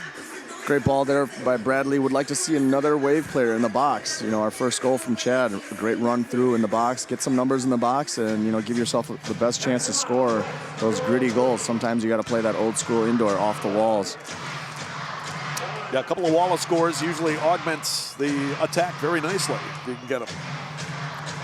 Bradley tied up there, but Alex with a good job to retain the possession. Alex, originally from the United Kingdom, played his college soccer at Loras University in Dubuque. And then it was 1 year with the old Cedar Rapids Rampage before coming here to Milwaukee last year. Rolled in there by Grable, but Stewart did not get much on it.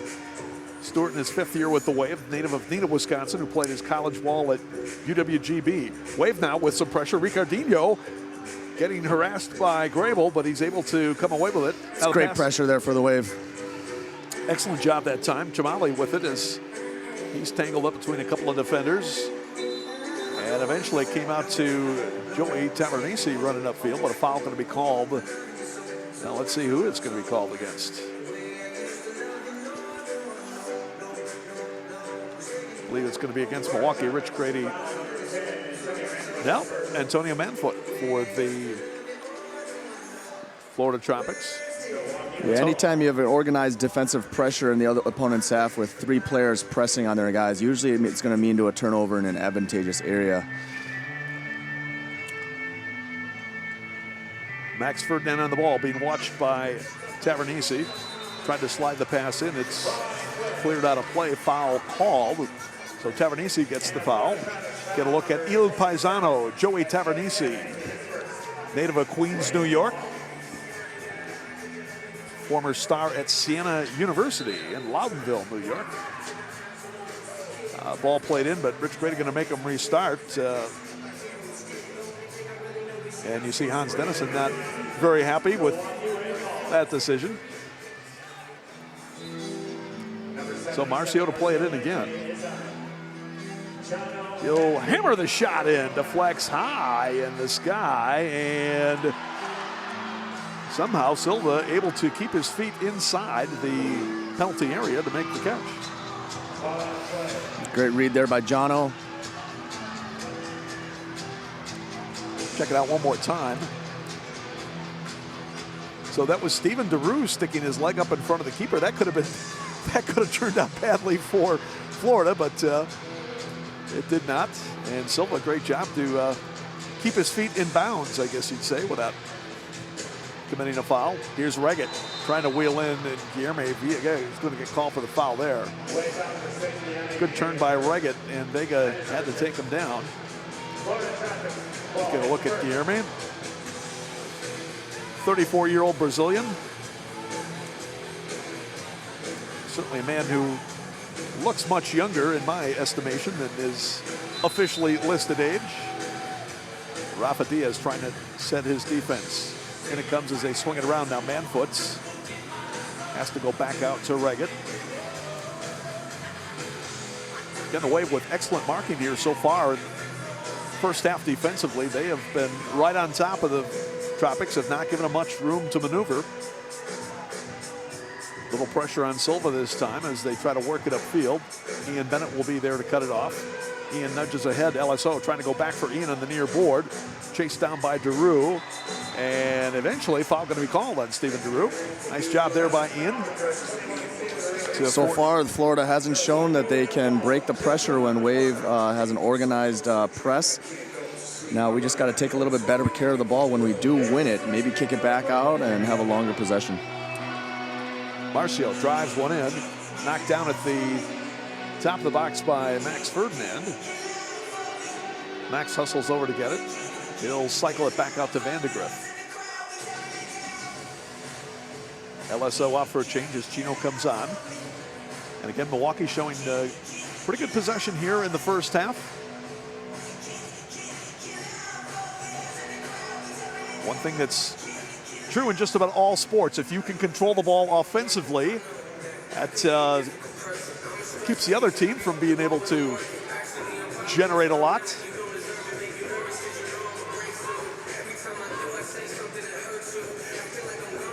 That's been one of the Wave's strengths, over the past couple seasons, is being able to keep those long extended periods of possession with our goalkeeper.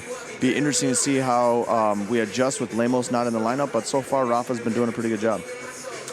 Yeah, and again, that's one of the keys. Milwaukee probably, I would say, Tenzin, maybe the foremost team as far as utilizing the keeper as part of the possession. So, again, it's essential that you have a keeper who can handle the ball pretty well.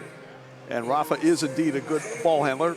As we said, probably not quite Josh Lemos. Josh, maybe one of the best we've ever seen in recent years in arena soccer. But no doubt, Rafa is very good with his feet. And again, the Wave working almost with a minute of possession this time here. Only goal of the contest, Chad Vandegrift at 7:50 the first period from Max Ferdinand. Near wing, Vandegrift trying to keep it alive for Pereira. But it hopped right past him. And Silva scoops it up for the Tropics. Nearly 6 minutes gone by here in the second period as Wave continues to lead 1-0. This is one of 3 games tonight on the MASL schedule. Earlier action tonight, Baltimore putting a whooping on the Orlando Seawolves 14-5 in Baltimore. Blast improved to 2-1. Seawolves dropped to 0-3. Remember, the Seawolves lost their first 2 games of the year in Orlando against this Florida Tropics team, so they're off to a slow start this year. And that's one of the things we say in indoor is, you want to stop teams from going on runs, and that's one thing that you got to credit Florida in this game for being able to do is stop that run after that early Wave goal. Boy, great defensive play there. Ian Bennett to break up a pass that looked promising for the Tropics. Bradley trying to get it from the near side, but good hustle by Pereiras to get it. Pereiras now the all-time leading active scorer for the Tropics. As you mentioned, he's one of their 4 originals. He and Diggs, and coming right down Main Street is Antonio Manfoot, the man from Cleveland, Ohio, St. Vincent, St. Mary, which also produced a guy named LeBron James at one time. And he has tied it up at 1 apiece. Experienced play that time by Tavernisi. Good ball off that angle. And hey, a hard run into the box is very difficult to stay with. And Manfoot there. Manfoot able to sneak through both Chamali and Leite to register that goal. And again, it comes at 6:50 of the second period. We're all tied at 1 apiece. Now Manfoot has proven he can score goals in this league. Antonio now in his second season with the Tropics. Last year had 11 to go along with 8 assists, 19 points in 15 games for the Tropics after beginning of the year with Orlando. Foul called there as Jonathan Santos is down. Foul going to be called on Zach Reggett. You see Santos holding his left elbow. Hopefully he's going to be okay. Jonathan Santos beginning. Lucky not to be a blue there. Now they're looking at it a second time. Yeah, Reggett got a pretty good shot on him there. Jonathan now in his 9th season with the Wave, his 12th overall, playing in regular season game number 122 tonight.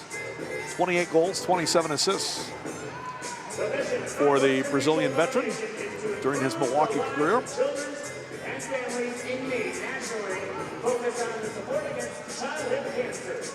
Tropics working left to right as we look at the action. Florida has never beaten Milwaukee.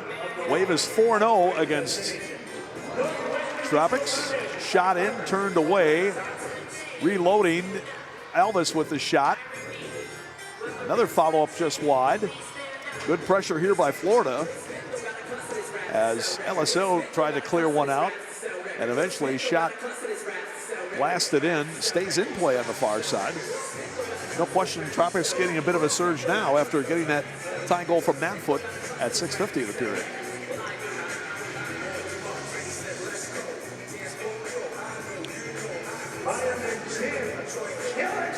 Stefan Mijatovic out there for the first time tonight, wearing number 2. He can play in the front or back. 6'5", 220 pounds, so he has a big body to work with out there. And again, Tropics will have to reload as Texera will play it across to the goalkeeper, Silva. Now, good defense that time by Pereira to run up and try and break that one up. In the middle, Chino, Pereira, Silva knocks it down, shot, blocks in front as Drew Ruggles got to the right spot. Good feet there by Pereira to keep it alive. Isaac made the play initially as he jumped on the rather lackluster pass from Sliva. And eventually got an opportunity, but Ruggles back to cover up for his goalkeeper there. There's Stefan Mijatovic going to the bench. Nearly twice the size of his teammate, Antonio Manfoot. Yeah, Antonio got that St. Vincent, St. Mary connection with LeBron James. I don't know if those guys are, We need to get LeBron out to a game, boost the MASL. That would be something. Yeah, I was gonna say I don't know if they're on the priority text system there, but yeah, they know each other. LeBron, if you're listening, we'd love to have you at a professional indoor soccer game. If we get LeBron and Giannis both to come to a game, that would be something. Giannis has been to a game. And he showed off his soccer skills in superb fashion that time.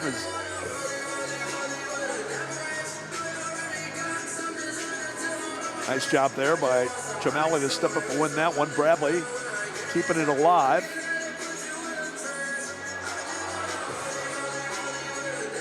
Yeah, it's such an advantage when you have players on your team as defenders that can break pressure individually. You know, for Florida, you can say that about Ruggles and Daru, who's done that a couple times this game.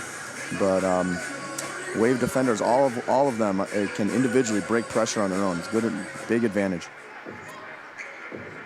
Good job by Vega to take it away from Reggett. Dennison now will move it over to Bradley, and they come up.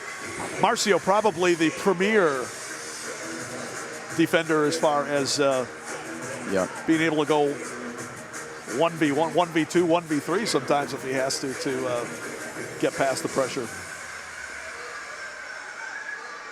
So Wave trying to see if they can regain the advantage here. Quick turnaround for the Wave. They will be in St. Louis tomorrow to take on the ambush. Here's Chamali coming in, lays it off the near side. Dennison passed just behind Hans. Had to reload on it. Chamali looking very active on this shift. Wave will reset at midfield. And that'll be a 5 o'clock Central Time start tomorrow at the Family Arena in St. Charles, Missouri, home of the St. Louis Ambush. Wave and the Ambush getting together for the second time this year. Milwaukee with a 7-2 victory against the Ambush in St. Charles on November 29th. That was the season opener for both teams. St. Louis, a 6-4 loser at Kansas City last week. And they are resting up tonight. I'm sure they are going to be ready to come back with everything they've got against the Wave tomorrow. Zach Reggett called for the foul. No, Teixeira, I guess. That's at least 2 on Teixeira. Less than 3 minutes to go here in the first half. Daru pops that one up. Ends up going back toward his own end. Now Vandergrift keeps it alive. Bennett with a shot! And the save, Silva, as he was able to come out to smother the shot and not get outside the area. Pretty close. 2v1 here. Tavernisi. Good recovery from Luan. Trying to look near side, and Carvalho with a shot over the traffic, and he's going to get called for the foul. So it's his second, but again, only 2.5 minutes left to go in the half.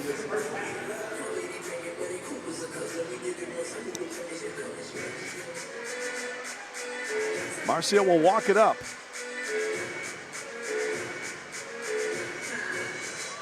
Goal scoring totals in this game thus far does not indicate the number of chances both teams have had.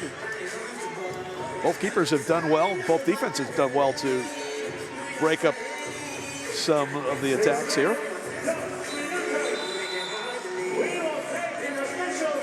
And we will have our official timeout with just 1:59 left to go here in the first half. Tied at 1 between the Wave and the Tropics. I mentioned the Wave will be on the road at St. Louis tomorrow for a 5 o'clock game. They'll also go to Orlando December 21st. Not 2, but 3 guys celebrating their birthdays. Who do I have here?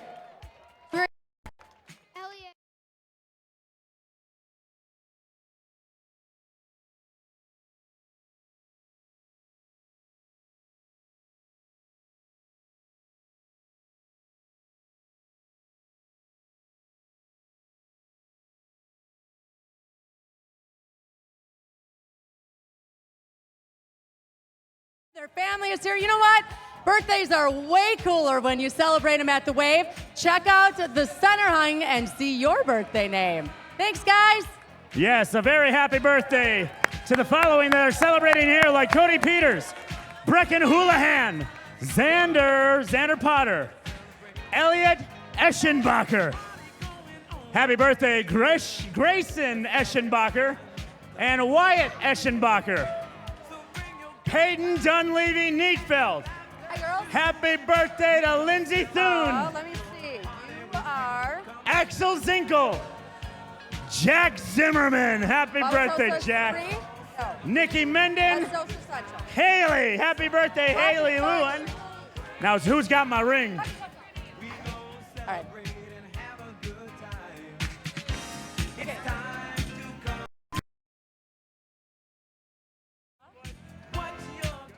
You know, any New Year's Eve game is going to be electric in here.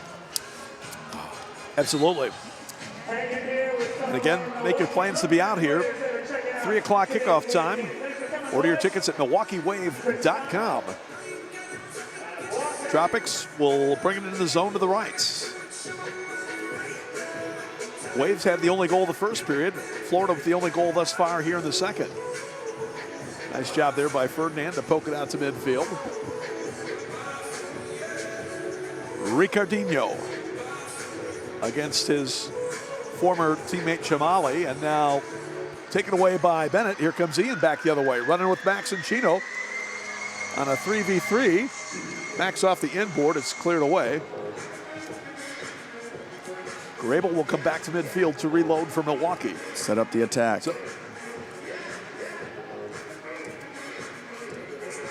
Chamali now has a bit of space, so O'Leal for Grable. Good sliding effort by Manfoot to take it away. So if you can see Vega there, urging Chamali to push the ball back out. So, you can do one of two things. You can build a 3 or build a 4 and isolate Max there 1v1 with Drew. Just got to give a little bit more room for your target to operate in there. Of course, you got Marcio. You always got the 1v1.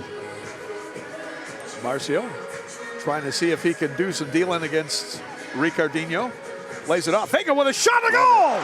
Oh, Guilherme! Postage stamp to make it 2-1 Milwaukee. And that's just textbook right there. And that if I'm looking at these two teams, Milwaukee Wave and Florida, both great individually, but Wave has to have the advantage as far as experience goes, and that's just an experienced player right there from Marcio. Hey, he knows he's got the 1v1 ability, takes the guy on. Most teams are going to double Marcio. It's going to leave somebody open, and Vega's a benefactor there. Great finish, top shelf. Check it out again on the Wisconsin Vision Instant Replay. You cannot take a laser pointer and put it in a better spot than that. Great conversion by Guilherme. His first of the year in Milwaukee. Regains the lead at 2-1. Time of the goal at 14:27. As Vega gets his first of the year. And the assist to Marcio Leite. Now the Tropics coming right back with the pressure. And again, Rafa Diaz with a great save. I think it was Carvalho that he robbed in the middle of that. By the way, to clear downfield. Silva's going to send it back in. Off target, that will do it. So Rafa Diaz coming up big, firing up the crowd here. I love it. I love Panther it. Arena. 37 years young, and he is anchoring the Wave with another great effort here in the first half tonight. One more look at the go-ahead goal. Guilherme Vega from Marcio Leite on the Wisconsin Vision Instant Replay. We're at halftime here from Panther Arena. Let's send it down now. Van McNeil talking with Giuliano Oliviero. Defense, unbelievably tenacious here tonight. Yeah, we're playing a really good Florida team. They came out with a lot of energy. We're coming off our...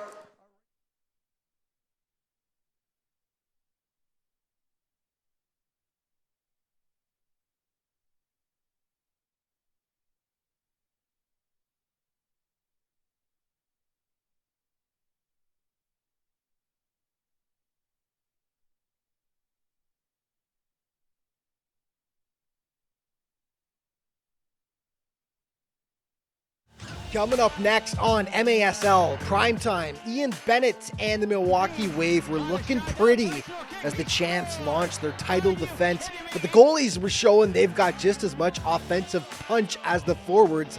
Case in point, San Diego Soccer's all-time scoring leader Craig Childs joins me to talk about his career and the start his squad has had this year. And two new teams made their debut in Week 2. We've got all the coverage for you. Coming up next on MASL Primetime.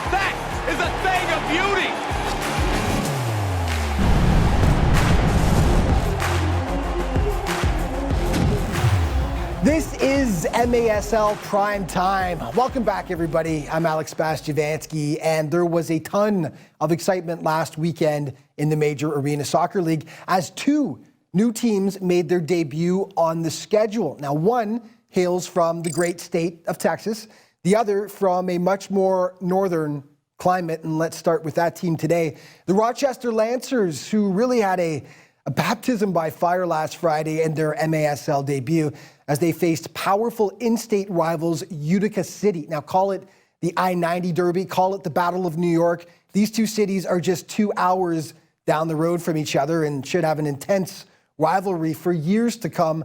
The Rock Dome was packed in the Flower City as the Lancers kicked off their MASL season. Game highlights in this segment are brought to you by Mitre. Mitre is the official soccer ball of the Major Arena Soccer League, and the Lancers last played in the MASL back in 2015. They took some time off, but are back, and the fans were pumped for their first game. Over 3,000 at the Rock Dome. Unfortunately, Utica decided to spoil the party. Just 2:07 in, Moises Gonzalez. This guy had quite the weekend. Rips it home to open the scoring. 1-0 UCFC. Just 30 seconds later, they make it 2. Juros Momic on the doorstep bangs it in to make it a 2-goal advantage for Utica. Late in the first quarter, though, the Lancers get their first tally of their reborn MASL existence. Matt D'Amico cutting the deficit in half. It's 2-1. Second quarter, duck for cover if you're a Rochester fan. This thing got ugly. Gonzalez, the sweet little header at the side of the net. Second of the day for Moses. That makes it 3-1. Soon after, Christian Segura plays the bounce off the boards and smacks it past Christian Esposito. 4-1 for the visitors. Just over 3 minutes later, Rochester can't clear it away. Momic burns them. His second of the day. Everyone was getting in on the act. 5-2 City. That's when Moises Gonzalez really took control. He already had 2 goals at this point. Boy, did he add to that total. This was the nicest. Crushing it past Esposito, and then soon after, he victimizes the keeper again to make it 7-1. So the day didn't quite go Rochester's way, obviously, but they still were in great spirits despite the blowout. Soccer Sam thanking fans after the game. Utica defender Jake Schindler had some advice for the Lancers. It's not going to come overnight. You know, listen to Doug. Doug's probably played 1,000 indoor games in his life. He's going to be your best teacher. Look to your veterans and watch a lot of film. San Diego visiting Tacoma, and the Stars started with a bang. He's going to lob this ball forward for Ramos. Ramos flicks it past Porto and scores! Mike Ramos with the first goal of the Tacoma Stars 2019-2020 season. And Ramos getting it started for Tacoma, but the Sockers get it back off a fluky one. The ball ricocheting off 2 Tacoma players, and ouch. Travis Pittman getting credit for it, 1-1. Craig Childs will be our Skype guest later in the show. He had a game. Second quarter, Childs, the one-time perfection to beat Danny Waltman. His first goal of the season, but he soon had a second off a sweet solo effort here, dancing past 2 defenders. The finish. He makes it 3-1. San Diego, and you knew last season's MASL MVP Nick Pereira would get involved. How's that for a finish? Nice volley. 3-2. Second half, newly acquired Slava Juba Paripovic paying off already, making it a 2-goal San Diego advantage. Fourth quarter, Brandon Escoto, first team MASL All-Star last year, makes it 6-3. It finishes 7-3 as the Sockers getting back on track after dropping their opener. Tacoma's Nick Pereira, not concerned though. He knows his squad will eventually shake off the early season rust. The reality is it's the first game of a very long season, and every team in this league is struggling in their first games. So it's just about getting back on the field, getting ourselves confident, and going after it again. Okay, let's take a look at the MASL points leaders through 2 weeks of play, and Edgar Gonzalez continues to lead the way from the Monterey Flash, followed by Christian Segura, Miguel Vaca, who had a tremendous week too, Brian Aguilar, Adrian Gutierrez of Utica City, and Damian Garcia rounding out your MASL top scorers after 2 weeks.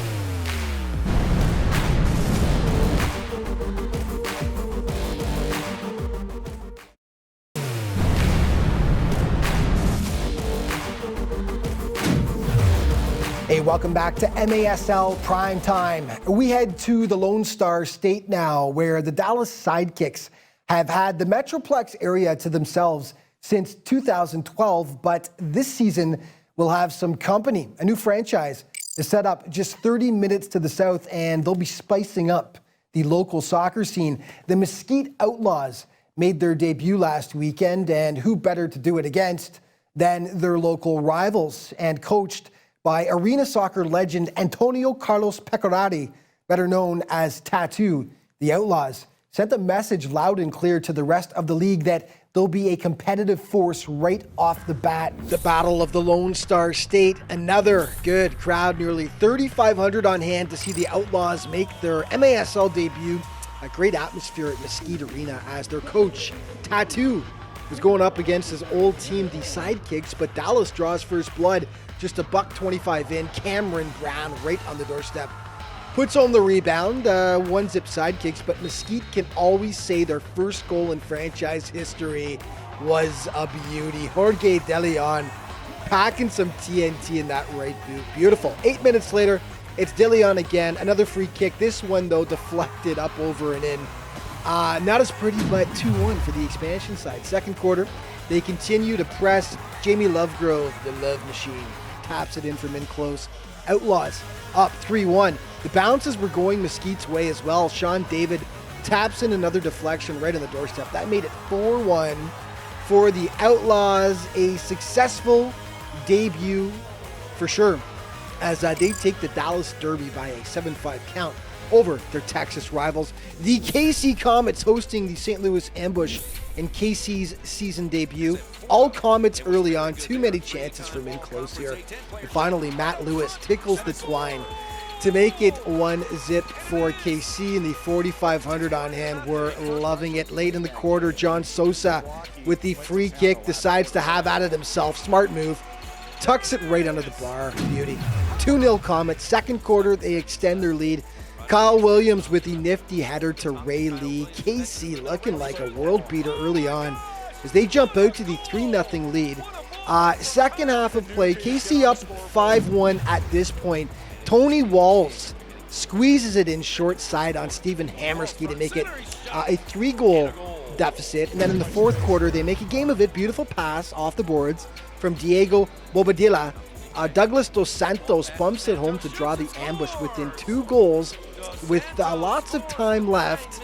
In it goes. 4 minutes later, though, Paulo Nascimento makes a massive stop here, but it ends up at the feet of Leo Gibson, and Leo doesn't miss those. MASL third-team All-Star last season was Leo, and he is an absolute sniper from in close. But the goal of the week belongs to the keeper, Nascimento. Are you kidding me? From another area code. That pulls St. Lou to within 2, but that's as close as they'd get. And after the game, Leo Gibson had a message for the big opening night crowd. Just want to say thank you. The stadium looked great. The attendance was fantastic. We hope our performance was welcoming, and we look forward to seeing it for the rest of the season. Well, the Dallas Sidekicks may have been wishing there was a mercy rule in place last weekend in Monterey to take on the Flash. The calm before the storm. This was all Monterey. 32 seconds in, Miguel Vaca getting things going. Off the rebound, puts it home. 1-0 Monterey. Late in the quarter, Vaca, watch the sick 1v1 display here. Twists the defender into a pretzel, then finishes what he started. Wow. 2-0 Flash. Unfortunately for Dallas, it got much, much worse. Eduardo Garay back for Edgar Flores, making it 3-0 Monterey, and with the score 4-zip, Brian Aguilar gets in on the fun. Nice bicycle kick right there at the side of the net, and it's 5-0 Monterey Flash. Vaca one-ups him though 5 minutes later. Watch the sweet little scissor kick to put the Flash up by a touchdown at that point. 6-0. Dallas got one, and only one actually. Late in the fourth quarter, Victor Almendariz down the wing. He will snap the shutouts. Boy, oh boy. 14-1 Monterey. Your final, though. Let's go to the vault now for an old arena game from 1987. The MISL championship game featuring Tacoma and the Dallas Sidekicks in front of a huge crowd at the Tacoma Dome. This game was insane. The Stars led 3-1 with just over 2 minutes remaining. They could all but taste the champagne when Dallas stunned them. Arena legend Tattoo tying it up in the dying seconds to send it to overtime, and then the current Mesquite Outlaws head coach sticking a dagger through their heart in OT with the golden goal. Unbelievable stuff. What a game. I love the hairstyles as much as the goals in that one. Okay, let's take a quick look now at the MASL goal leaders through 2 weeks of play. And continuing to lead the way is Edgar Gonzalez, a red-hot start, 10 goals, followed by Christian Segura of UCFC, Miguel Vaca, who had a great week for the Flash, Brian Aguilar, lots of Monterey players in there, Juan Rojo, and Moises Gonzalez of UCFC.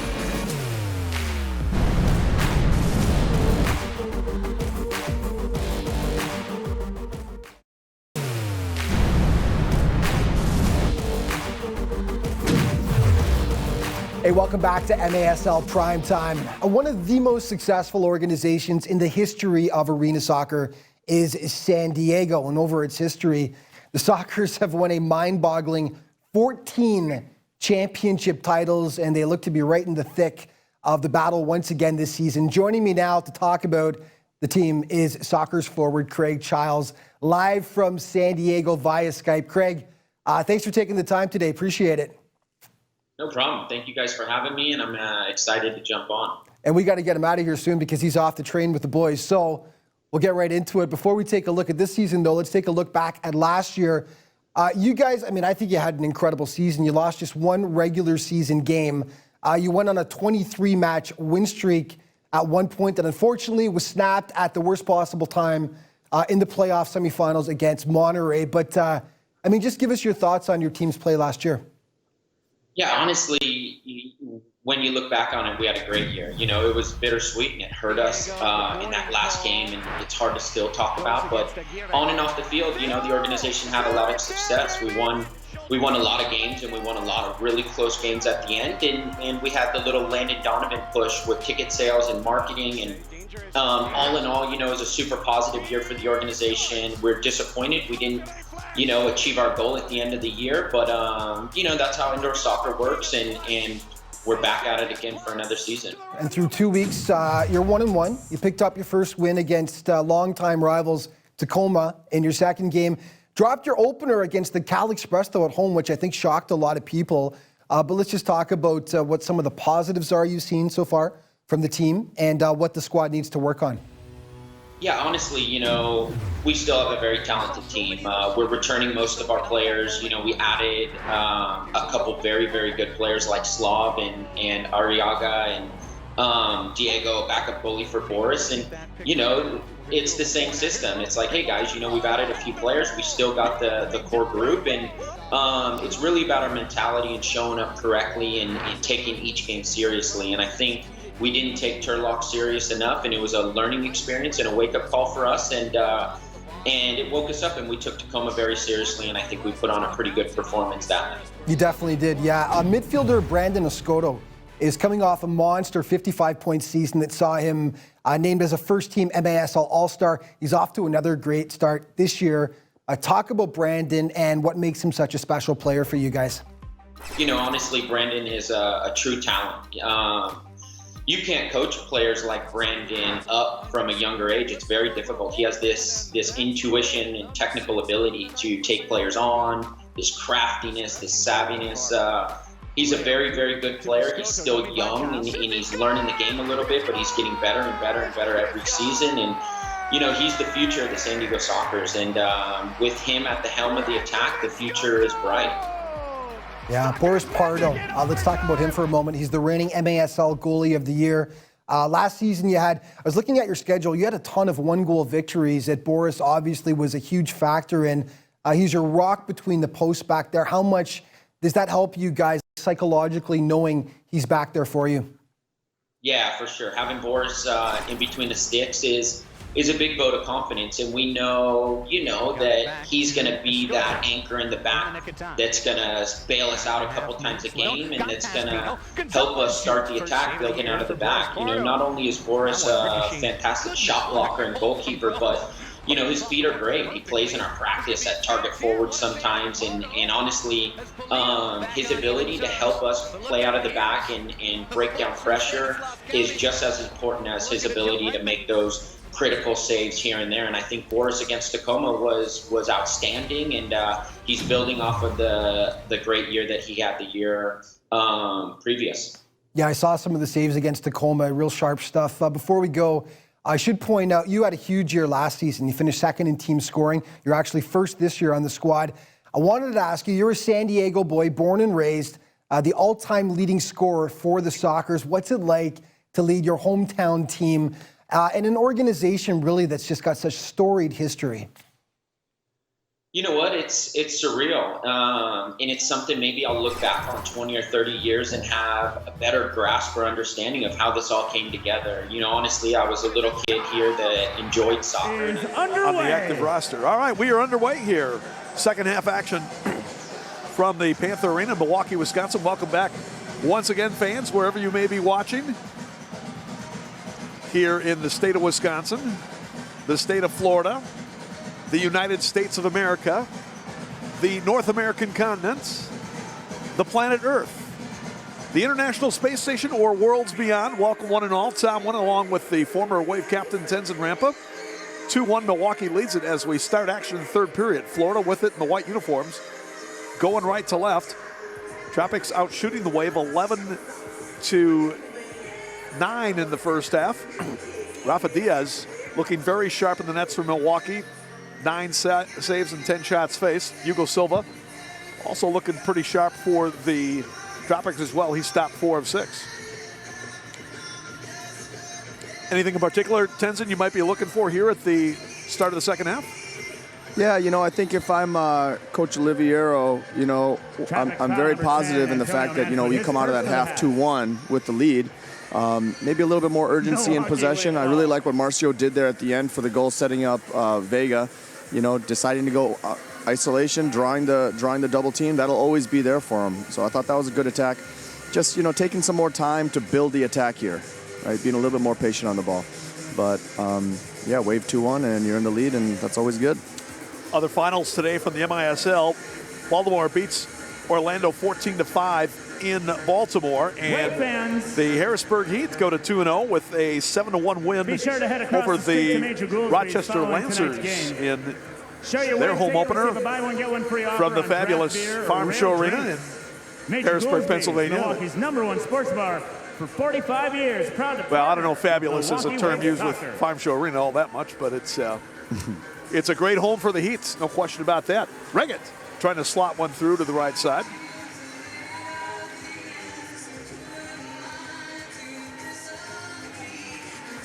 Drew Ruggles now will back it up against his former teammate Alex Bradley. Now the goalkeeper Silva sending one into the corner. Joey Tavernisi right there. Lays it back for the shot by Elvis. Blocked, loose, top of the box. And spinning shot by Carvalho is blocked out of there. Steven DeRue trying to track it down. Gets it over. Claire. It's a bouncing shot in the middle that's cleared out.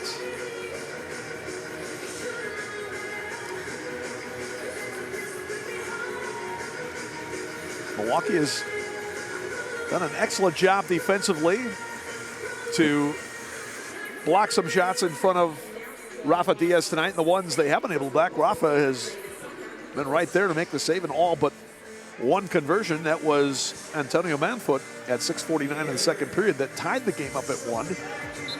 Weathering the storm, weathering the storm, as Luan kicks it out there for top of the yard. But. Unlucky there for Luan, as again, when you clear the ball out from your defensive end, it does not hit turf, glass, or boards. It is a restart top of the yard for the opposing team. Good chance here for the Tropics, and the defensive wall holds strong as Victor Pereira's circled around for a blast. Kicks it out, but makes the block. Well done, Luan. Check it out again on Wisconsin Vision Instant Replay. The wall holding strong that time.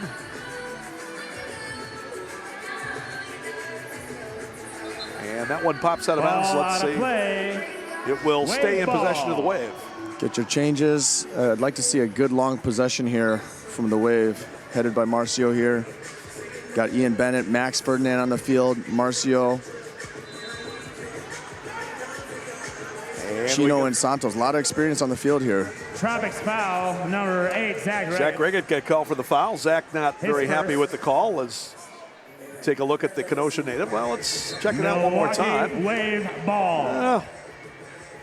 Gave a decent shot. The thing about Reggett is he's a big, strong guy out there. Boy.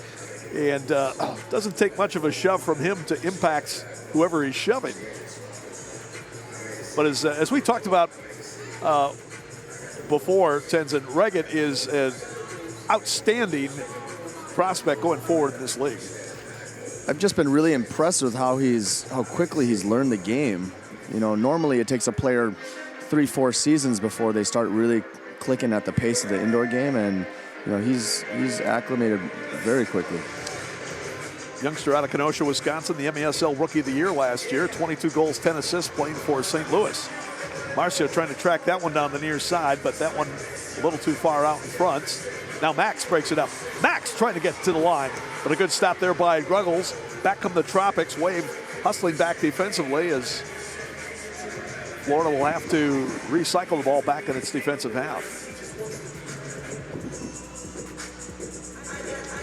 Vandergriff and Vega with the goals for Milwaukee.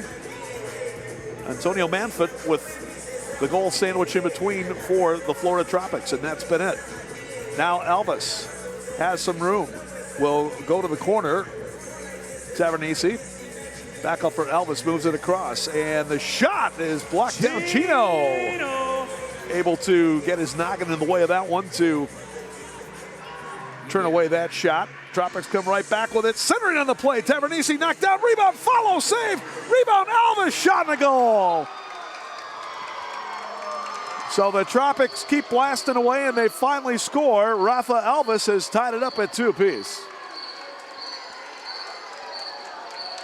Boy, some great work by Rafa, and he almost kept them off the board again, but one too many chances. Let's check it out one more time.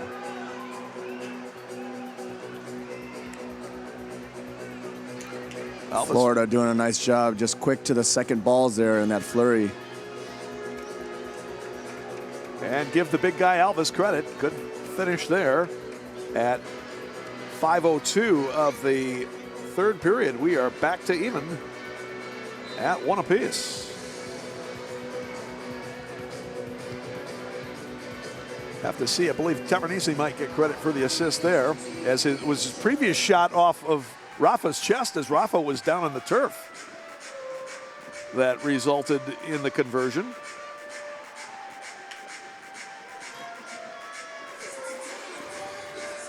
Elvis with his second goal of the season. That comes away. Bradley with it. He'll look back for Daniel Chimali. Chimali, a former collegiate star at Humber College up in Ontario. Now in his 4th season with the Wave. Marcio trying to go to work here against Antonio Manfoot. Looking to spread the field here. Okay. Louder. Vega fires one in off the end board. Isaac just barely got a piece of it on the rebound. Ball came up just a bit high as Isaac was looking to convert there. A few more intentional measured attacks like that, I think, is what the Wave needs right now. Here we go, 1v1 Marcio. Marcio against Manfoot. Drives it wide left.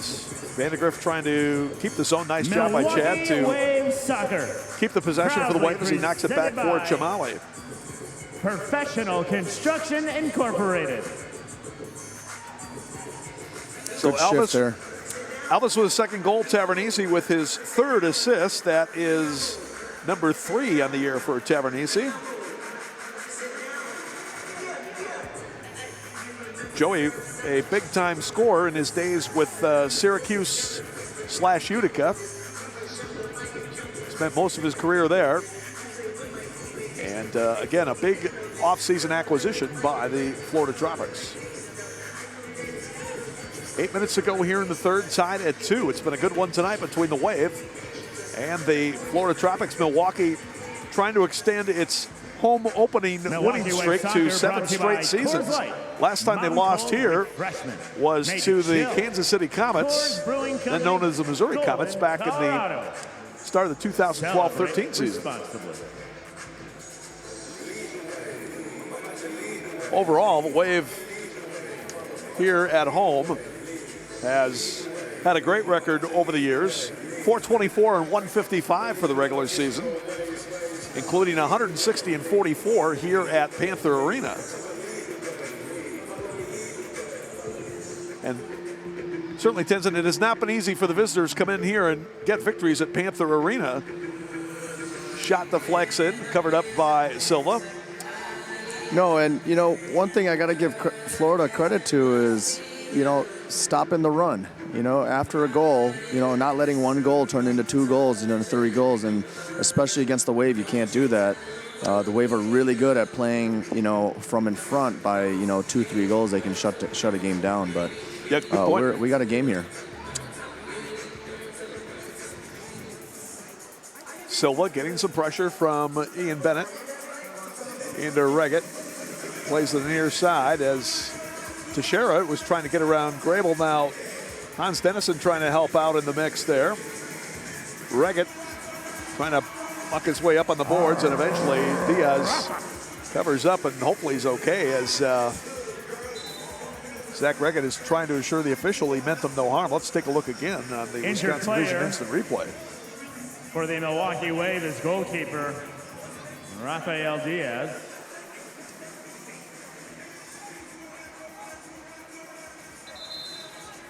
Not sure who was sticking the finger at Reggett's face there. Number 8, Zach Reggett, his second. We're going to take an official play till the timeout. whistle, as they say, but keeper was in the vulnerable position, so they go out and take a look at Rafa. Hopefully going to be okay. Matty Ice would be the Wave's backup keeper. And again, Matt has had some experience over the years. 227. So again, I think the Wave would.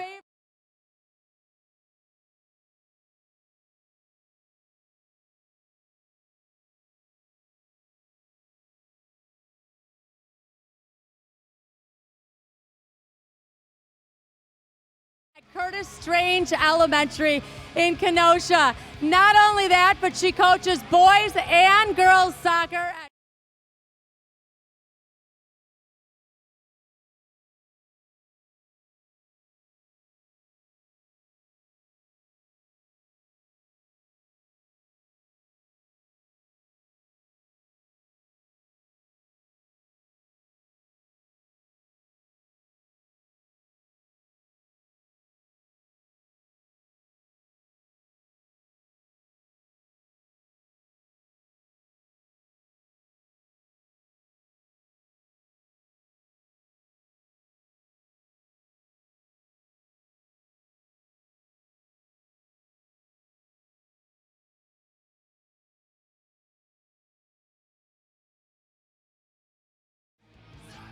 A 9-1 Wave victory here, and I believe another 6-1 victory down in Lakeland.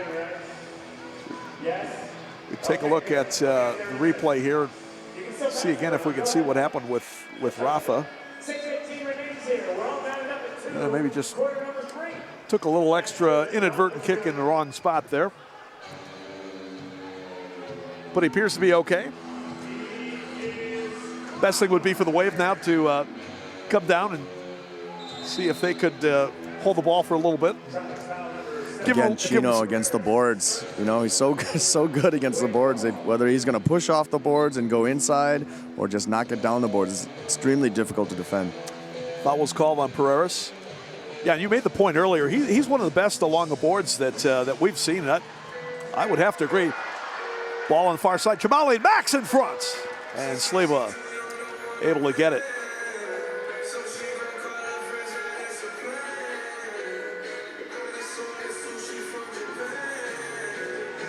Bennett and Manfoot flying for the contested header at midfield. Both appear to be okay. Now Pereiras in the middle. Slides it to his right. Teixeira centering in front of you. 2 guys. And it popped off both Tavernisi and Manfoot into the arms of Diaz.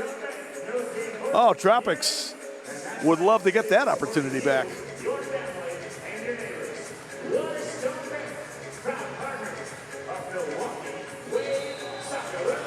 Pereira challenging Pereiras, and the foul going to be called on Isaac Pereira.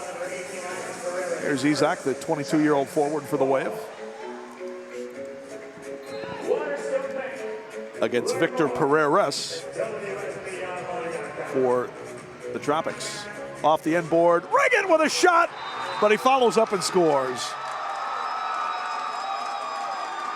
Nice reload there by Reagan after he put the first one off the post. And, well, I tell you, we actually got a few Tropics fans here tonight.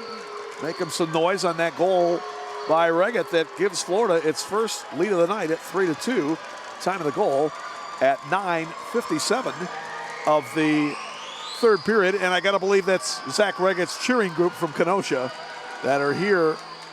And they're looking at least 20 strong here tonight. Yeah, again, it's the second and third chances that Florida's just been a little quicker to so far this game. Probably will be unassisted as he followed up his own shot. And Zach Reggett already making an impact since coming over to Florida this year. Last year's Rookie of the Year was St. Louis with his third goal of the season. 3 in 3 games for Reggett, and it puts the Tropics on top, 3-2.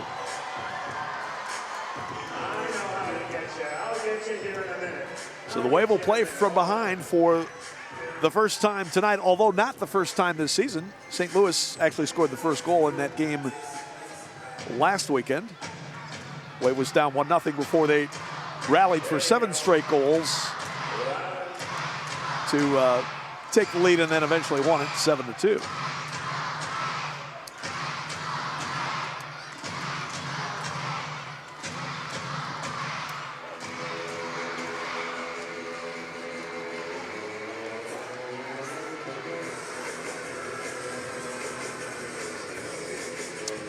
Don't forget, Milwaukee right back on the turf tomorrow in St. Louis to take on the Ambush. 5:05 game time. Make sure to check that one out on MASL.tv. 3-2 Wave coming back. Bradley fires a shot and a goal. Well distributed by LSO, and Bradley made no mistake there. Tied at 3. Great composure, poise on the ball for Luan there, allowing Hans to finish his run. All about the first touch there for Hans.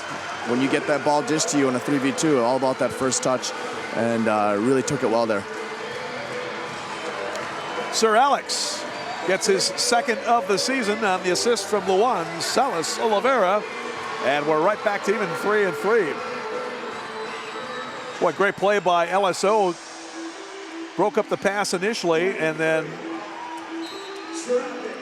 beautifully setting up Bradley.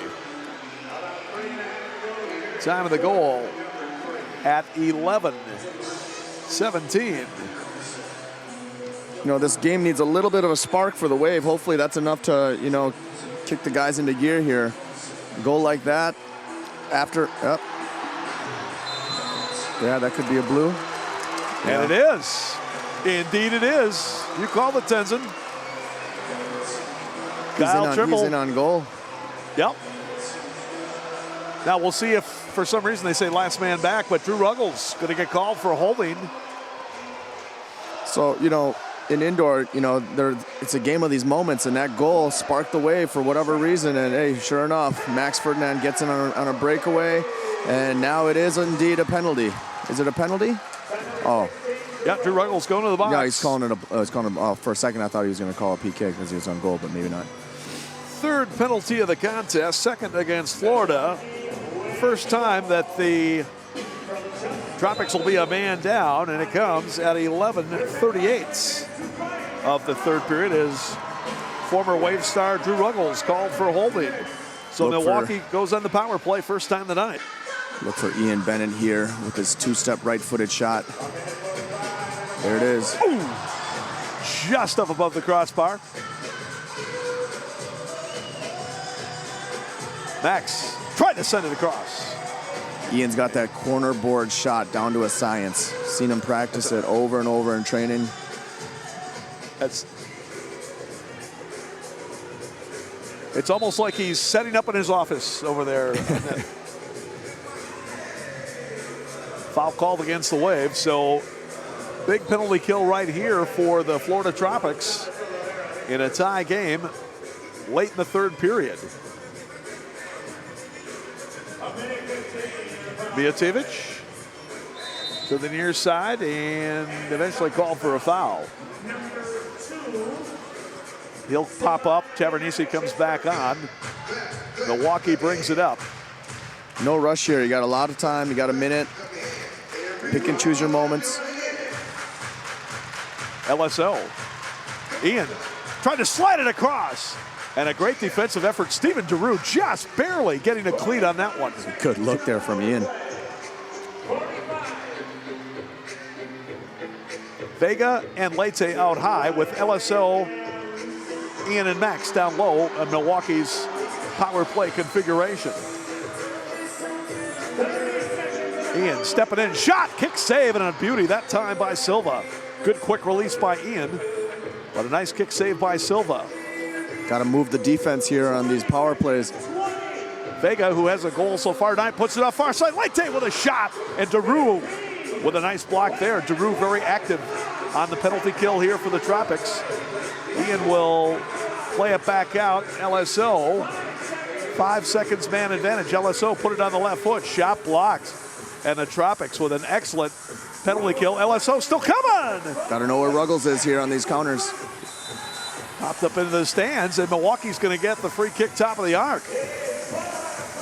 Yeah, good point there. Drew Ruggles coming out of the box, and fortunately, Tropics were not able to get it downfield to him. All right, let's see what the Wave does here with the top of the arc restart. Max is going to shoot it. It's blocked by the defensive wall. Florida defense holding tight here in the last couple of minutes. Shot to goal! Vega!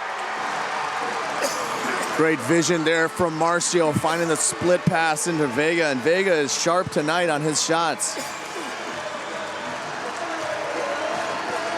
What a look by Marcio.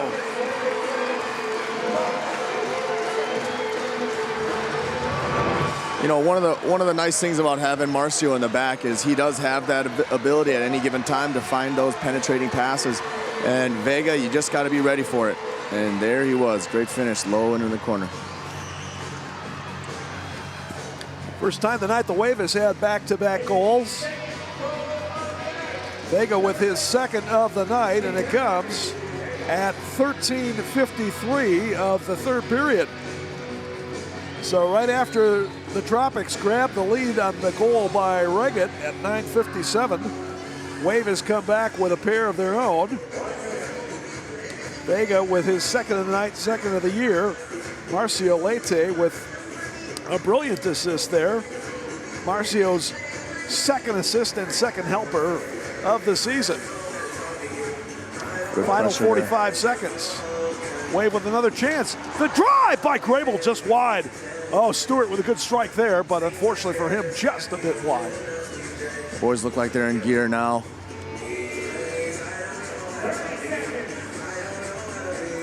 Pereira will cycle it back out as Chino and Leite exchange the possession.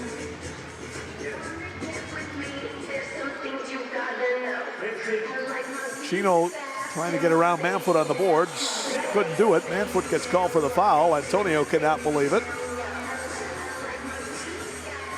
Chino, probably the master at drawing that foul call against the boards. Channeling his inner Marcelo Fontana there. Marcelo Fontana, also a master at drawing that foul along the boards. That's a great call there. As you see, Manfoot still beside himself on the call. Yeah, Marcello, the Waves assistant coach, one of the best as well, operating along the boards. Leite shot blocked, and that's going to do it for the period. So Milwaukee coming up with 2 goals here late in the third period to regain the lead. Hang on, fans. We go to the fourth. Looks like we could be coming down the wire here tonight at Panther Arena. Rafa Diaz and the rest of his Wave teammates. The lights.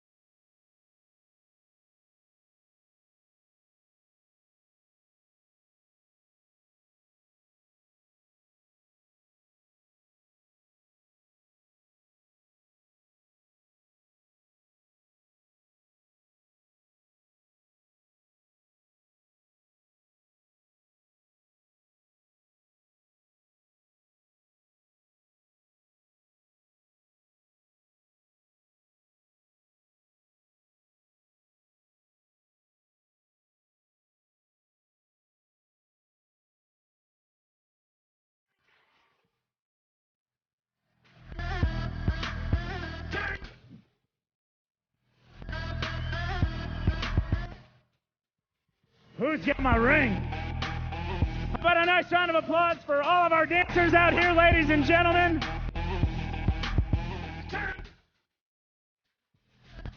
Thank you, everybody. Thank you, boys and girls.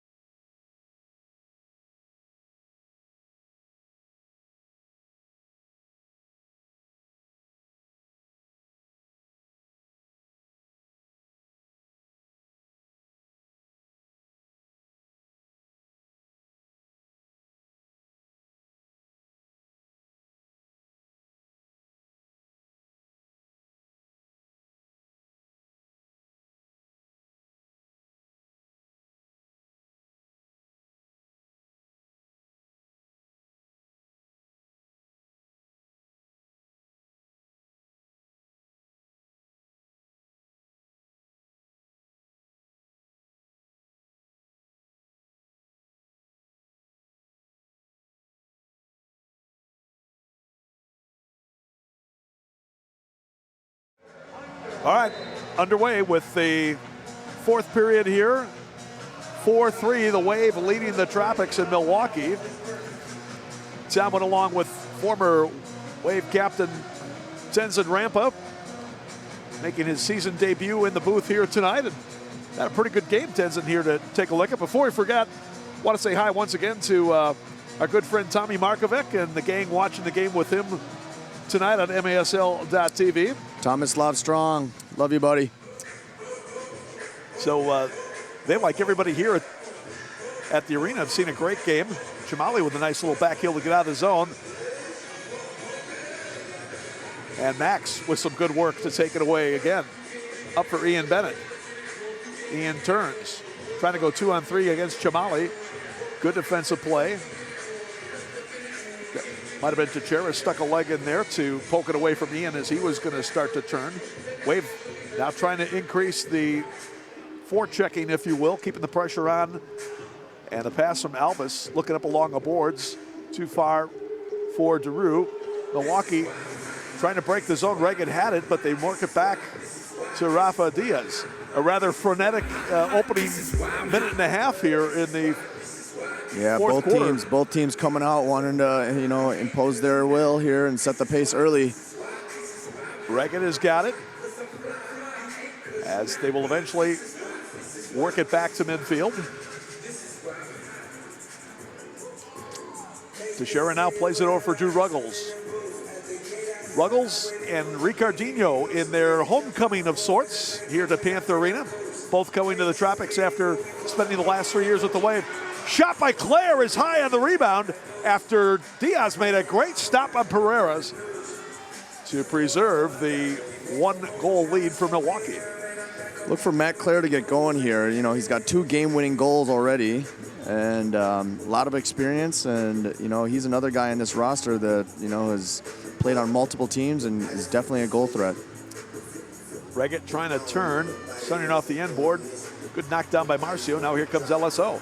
LSO trying to push up along with Bradley. Alex, who's got a goal so far tonight, trying to center off the end board. Directed away. Again, both teams have done an excellent job at getting back defensively tonight. Been little spare change available on the attack because defenders are all getting behind the ball. Marcio trying to hold off the physical efforts of Carvalho that time. Both teams high press here. Nice little touch well from done Max. to break the pressure. Chad Vandergriff coming across. Chad with a good look. Now Chino trying to come 2-on-1 near side with Ian. Here's Ian off the end board in front. Sliding through both Chino and Max, but neither could get a foot on that one. Good sequence there, though. Build up all the way from our own end line. Getting a good shot off. So that's what we like to see. Chino coming to the line, and he is put down by a couple of defenders, Tavernisi or Daru. Take your choice. One more time on the Wisconsin Vision instant replay. I don't think there's any game in which Chino isn't involved in at least a handful of hard challenges, either against the boards or on the turf. One of the tougher guys for me personally to mark, whether it be in practice or just playing against him. He's wiry. He's got different angles, and he's good against the boards. Yeah, just a great talent. Ian Bennett digs that one out. Here comes Ian, 36 years young. Lays it back now. Chandagriff looking long near side, and Isaac Pereira getting nudged out of the way that time by Alvis. Isaac giving up about a half foot and probably 70 pounds in that matchup with Alvis. But he does a great job to keep the possession there. Santos has it at midfield. Crowd a bit tense right now as we wait and see. Next goal in this game is going to be huge. 4-3, Wave leads it.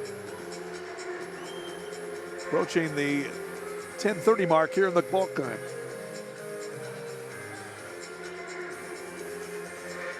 Wave in St. Louis tomorrow for a 5 o'clock game. Then off the following weekend. 21st in Orlando, 28th in Florida. Next home game is here, New Year's Eve day, 3 o'clock against the Mesquite Outlaws. Call the Wave office for tickets, 414-224-WAVE. That's 414-224-9283. That's the Wave Rock Ventures office. You can also order your tickets for the Milwaukee Milkmen next season starting before we know it. May 28th will be the home opener at Routine Field in Franklin. But right now, Wave season taking center stage. Milwaukee trying to go to 2-0. Good possession here from the Wave. A solid 2 minutes here. What that does is it keeps the other team from subbing as well and allows us to get our line changes. And, you know, sometimes it's that third line change that comes in and punches it in against a tired defense. Pass deflected away. Tropics come up with it. Wave had a good extended possession going there. Drive from Ricardinho, punched out of there by Diaz. And now the ball served up to midfield and just a bit unlucky that time on the clearance. Just a few centimeters short and would have avoided the scoreboard there. Free kick at the line coming for the Tropics. Remember, you can also order your Wave tickets at the Wave's official website, MilwaukeeWave.com. Timeout now called by the Tropics. So with one of their rare offensive zone restart opportunities here in the second half, Clay Roberts decides he wants to talk things over, make sure they get a good opportunity. Rafa Diaz has for Milwaukee tonight again. And guess what? It's time for Ticket Kings. Guess the attendance. I have my contestant here. What is your name? Stephanie. Stephanie, where are you from? Milwaukee. All right, they're going to show numbers up here on the scoreboard with different attendance numbers. Which one do you think it is? Are you going to...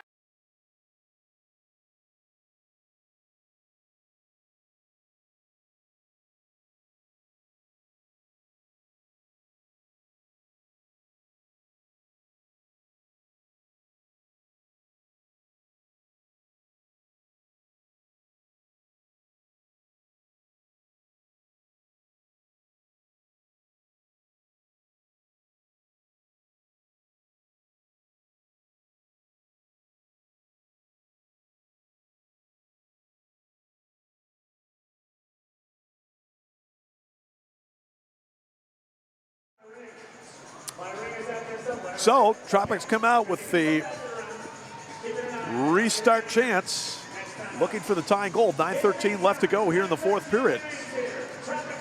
Again, MilwaukeeWave.com, your source for everything Wave. Tickets, apparel. Got 3 lefties here. Shot in is deflected away by Vega. And Guilherme will step up and clear this one downfield. So well defended by the Wave on that restart. Still got a ways to go here. 9:04 in the fourth period. And again, the Wave's next home game, the annual New Year's Eve Dave contest that will be coming up Tuesday, December 31st, 3:07 p.m. right here at Panther Arena. Go to MilwaukeeWave.com to order your tickets or call 414-224-WAVE. Pereiras got it on the left foot, shot, save, rebound, follow, score. As Ricardo Carvalho was right there for the follow. Rafa made a great stop on the initial shot, but no one there to clear the rebound. And Carvalho had it drop right to him. Always amazing, Tenzin, how the big goal scorers always seem to have that ball find them, isn't it? Yeah, and you know, hey, he's a guy that you can't leave open in the box, right? We know that he's one of the, one of the premier scorers in the league. I think he was 6th in the league last year in points. No doubt. Carvalho scores. Marcio Leite was trying to say there was a handball on the rebound there. But to no avail. And Carvalho with a big goal there to tie things up. Great save initially by Rafa. He has been absolutely superb tonight as far as shot stopping. Now Florida trying to crank up the pressure a bit. Pereira, nice job there to control, gets it to Bradley. Alex thought about cranking the shot, but Milwaukee will keep the possession here. Chino working against Manfoot. Chino trying to come to the left. Manfoot cuts him off. The Wave tonight without two their main goal scorers, Robert Renaud and Andre Hain. And, you know, as they go through their paperwork issues, it's an opportunity for other guys to step up here. Pereira being one of them. Right? He's been active tonight, but maybe a little bit better decision-making in the attack. Silva will serve it up to midfield, and handball on Antonio Manfoot. Well, that's Antonio's second foul of the half.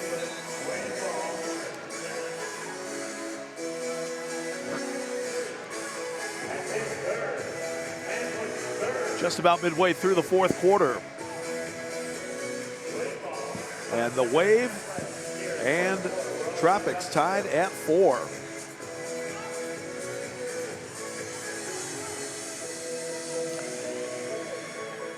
Now Chino will lay it back. Santos able to get it. He and Grable, the defensive pair right now for the Wave.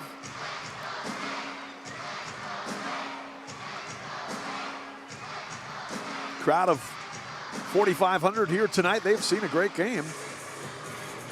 Bradley trying to get it posted up, but he was well marked by Ruggles. Silva with it. Remember, in the fourth period now, goalkeepers can possess the ball on their offensive half of the field. They aren't allowed to in the first 3 quarters. They changed that rule prior to last season. But in the fourth quarter or beyond, you can take it all the way in there if you're the goalkeeper. Good job by Santos to poke away the ball from Zach Reggett.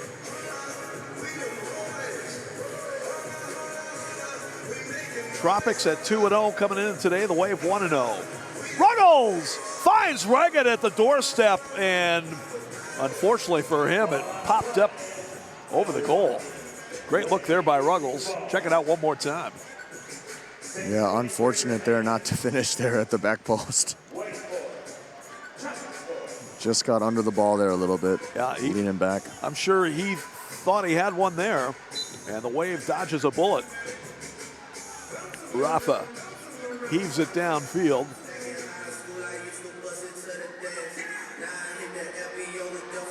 Reggett coming across the line, and he draws the foul from Marcio.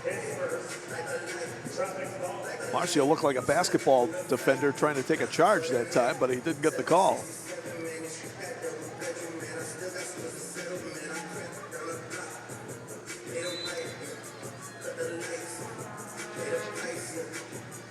Off the end board, they got able to get it. Dennison tied up down there. Good job by Giroux to dig it out for Florida. Now Chamali pressuring Reggett, but Zach with a good job to hold them off. Again, Reggett with a pretty good cheering section here, which we heard when he scored the goal earlier in this half. Tavernisi's shot deflected away, and foul called off the ball. Ian Bennett a little bit disappointed because he was heading upfield, but the Tropics had 3 guys back. Playing with a little bit more energy right now, Florida. Wave's got to get their, got to light a fire right now. Got 5 minutes left. Now's the time. Marcio better get rid of it quickly. The 5-second count was going. And the Tropics able to get it. Tavernisi moves it across. Bennett and Chamali trying to double team Pereira's there. Good job there as Ian comes away with it. Ian trying to slide the pass through for Pereira. Couldn't get it there. Tavernisi with it now.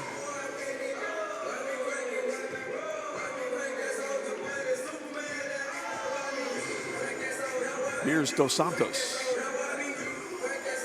Good job there by Vandergrift to poke it away.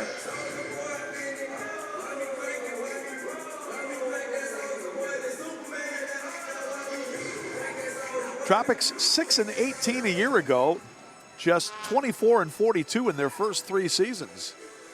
But it appears that they are trending much better at the start of this year. Wave coming off A spectacular campaign, 21-3 for the regular season, 4-0 in the postseason, and an MASL championship. Team honored tonight in the ring ceremony.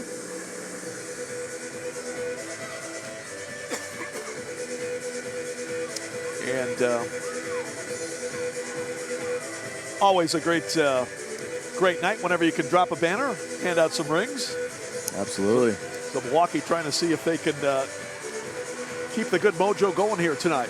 Now Max in the middle. Max lays it off. Santos coming through. Shot save made by Silva. Okay, establish your possession here. Right, spread the field. Chino back. And a good steal there. Now coming in with a shot, Claire. Good stop made by Rafa Diaz. Bradley nudges ahead.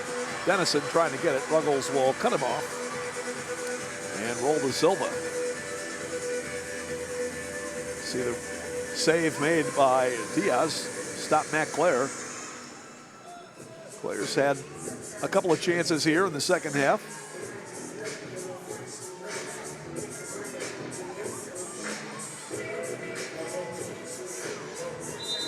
Vega chips it out of the zone, but he took a foul, and hopefully he's going to be okay.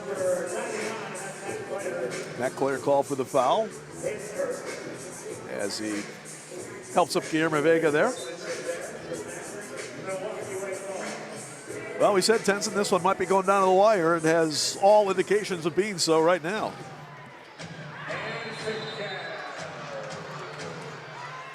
Unlucky there for Marcio. Almost able to get around the defender.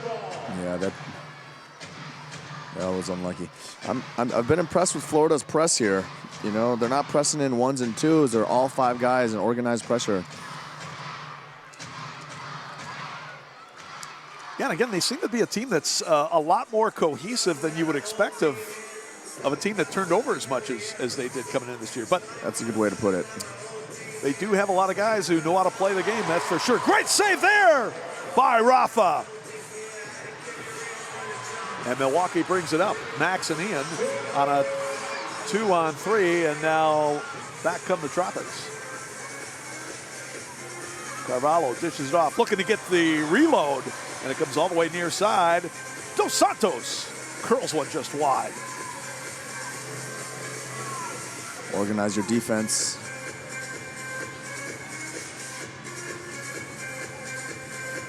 Good time to identify your marks when the other team is changing here. Shot just wide, rebound, follow! Oh, Dos Santos could not finish. He had some pressure. He probably can't believe he missed that one. Check it out one more time. Well, Isaac was there to harass him a little bit. Ruggles trying to get there. Rafa again coming out to try to break it up. Ricardinho dispossessed, but the Tropics will keep it. Times like this, everybody take a breath, identify your marks, right? Follow your runners into the box. 1:20 to go. Still anybody's game. Ricardo Carvalho had the last goal of this contest at 6:28 in the fourth to tie it up.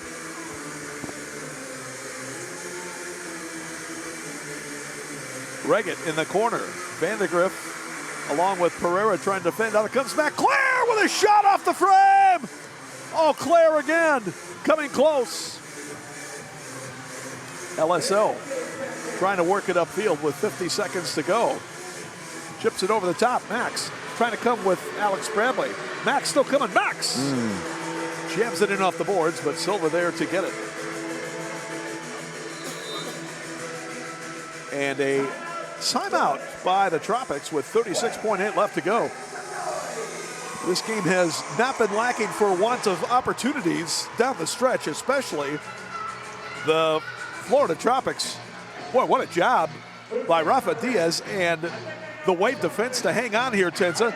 No doubt, probably a bit of luck on their side as well, but man, they have worked their tails off to keep this thing tied up.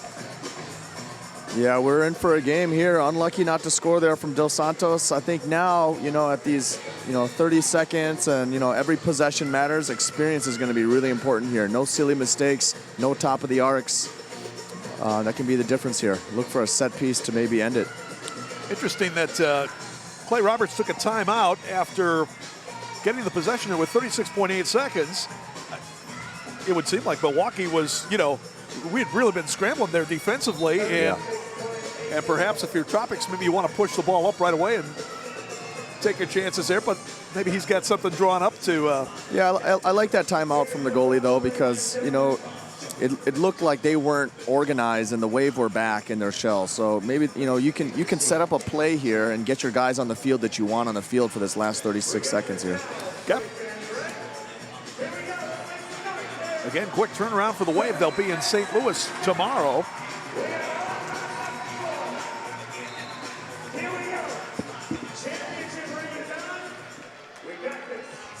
Here's the distribution by Silva. Coming all the way down. Cavernisi keeps it alive. Marcio tracks it down, able to get it. Now Max trying to go ahead for Ian, and he almost got it there. Great defensive play. That's excellent from Chamale there in tight quarters. Chamale's still coming. Chamale's still coming. Chamale off the end board. And it's smothered down there by the Tropics. Clock ticking down. And no stop of play. Ruggles trying to clear. Boy, that one almost deflected back into his own net now. Don't know if we had a whistle before the horn sounded or not. Kyle Trimble, the official there, going over to talk with Rich Grady. Thought there was a whistle just before the horn It sounded like sounded. there was a whistle right before. There would not be much time left, but perhaps time to have a direct free kick. Yeah, depending on where they spot the ball, I mean, all you need is half a second. So let's see. There's Hugo Silva, the goalkeeper for 0.3 seconds. And if that ball is right there where, the corner of that box, anything can happen here.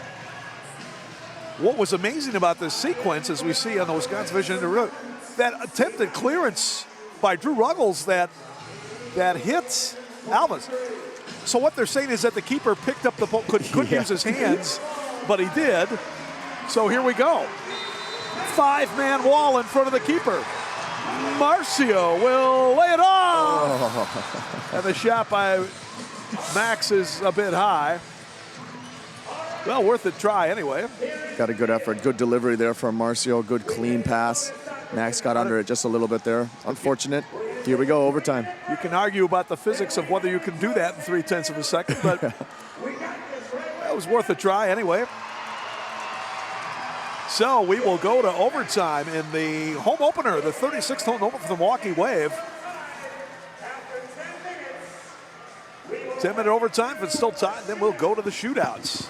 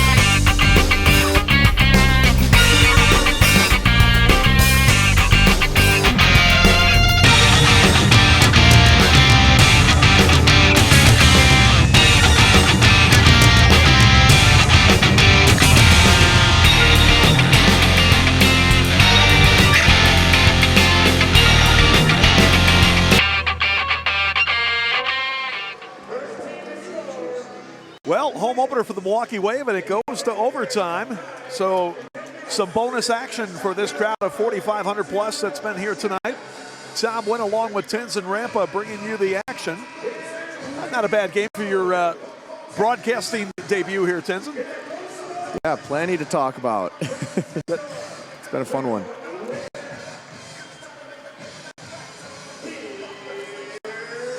Florida will kick off. They go left to right. Again, it's 10-minute golden goal overtime. So it only goes 10 minutes if nobody scores. Anybody who scores before that, the game is over. Both teams 2-0, wanting to go 3-0 here. Top 4 teams go to the playoffs. Every game is important.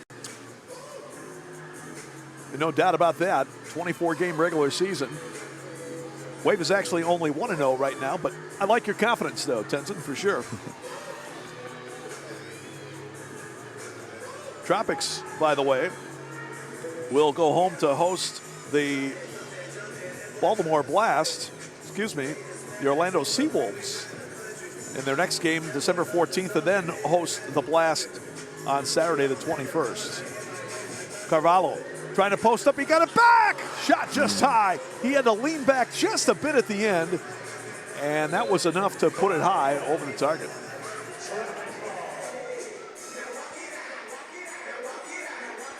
One more time on the replay. Boy, nice touch there from Tavernese. Just a little bit behind Carvalho. Look for the matchup here between Reggett and Santos. Jonathan's done a pretty good job to handle him so far tonight, although Reggett does have a goal. Bouncing shot wide left. Reggett stopped by Rafa. Well, I tell you, Reggett, once he gets position, he is hard to move out of there. Santos is all over him, but Reggett was able to hold him off and get that shot off the rebound, and a good stop by Diaz. Rafa has just been simply outstanding tonight in the nets for Milwaukee. Check out the replay one more time. And look at Reggett just shrug off Jonathan Santos. Remember, Jonathan's a pretty strapping young man out there. It's a great battle between the two. You know, and Rafa's been doing a really good job making his body big, right? Rafa clears it out, but that one's off the glass, so it'll be a kick in on the side rather than top the arc restart.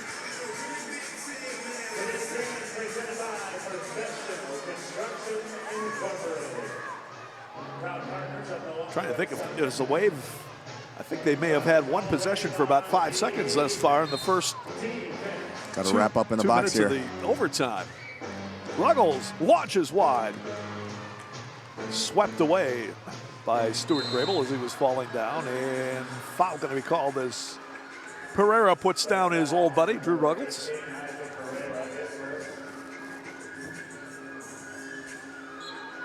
Drew Ruggles and Ricardinho, the man who's got the ball right now, trying to make this a great homecoming on their return to Panther Arena. Each having been with the Wave the past 3 seasons, actually 4 seasons for Ruggles. Chamali able to get ahead. Bradley trying to come along with Pereira. Good hustle back by Steven Drew. Boy, Drew has been outstanding defensively tonight for the Tropics. Dos Santos. Backdoor shot and a goal. Great look. Dos Santos was there. No chance for Rafa Diaz and the Florida Tropics with a big win here in Milwaukee, 5-4.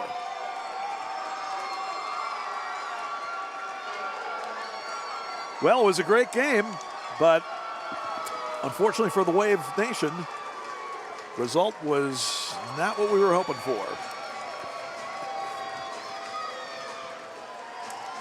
Tropics really controlled the play in overtime.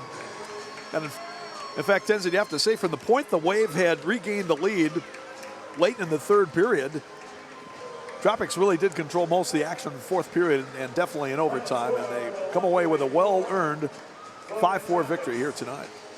Yeah, credit to Florida there here for staying, staying composed throughout the game, not letting the lead get too far ahead of them.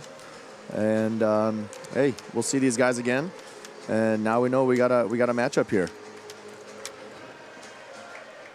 Florida Tropics win their third consecutive game to start the season. Wave drops to 1-1, and Milwaukee sees its 6-year home opener winning streak come to an end here tonight. As we said before, last time Wave lost a home opener was back in the 2012-13 season to the Comets. Milwaukee still a very impressive 25-11 in home openers. Wave, by the way, in season openers after their win in St. Louis last week is now 24-12.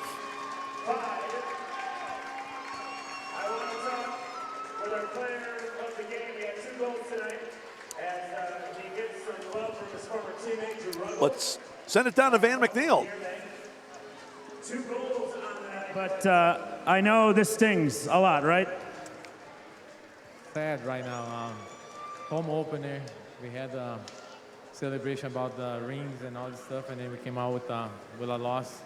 We had 2 times that we were up in the score, but unfortunately, we ended up losing. So now thinking about the game tomorrow, we have a battle against the St. Louis, and we got to come out with the win. Right. I don't want to say you want to forget about this game. I know there's stuff that you got to look at. There's tape that you're going to look at on the way down to St. Louis. But you got to turn this around. Another game tomorrow at 5 o'clock. What's that mentality going to be? You're going to clean slate, see? Forget about this game right now. Think about coming up with the W tomorrow, and during the week, next week, work even harder for the following games to come up and show everyone who the Wave is. All right, Guilherme Viega, thank you for talking, Guilherme. I know it's a tough game, tough loss here today.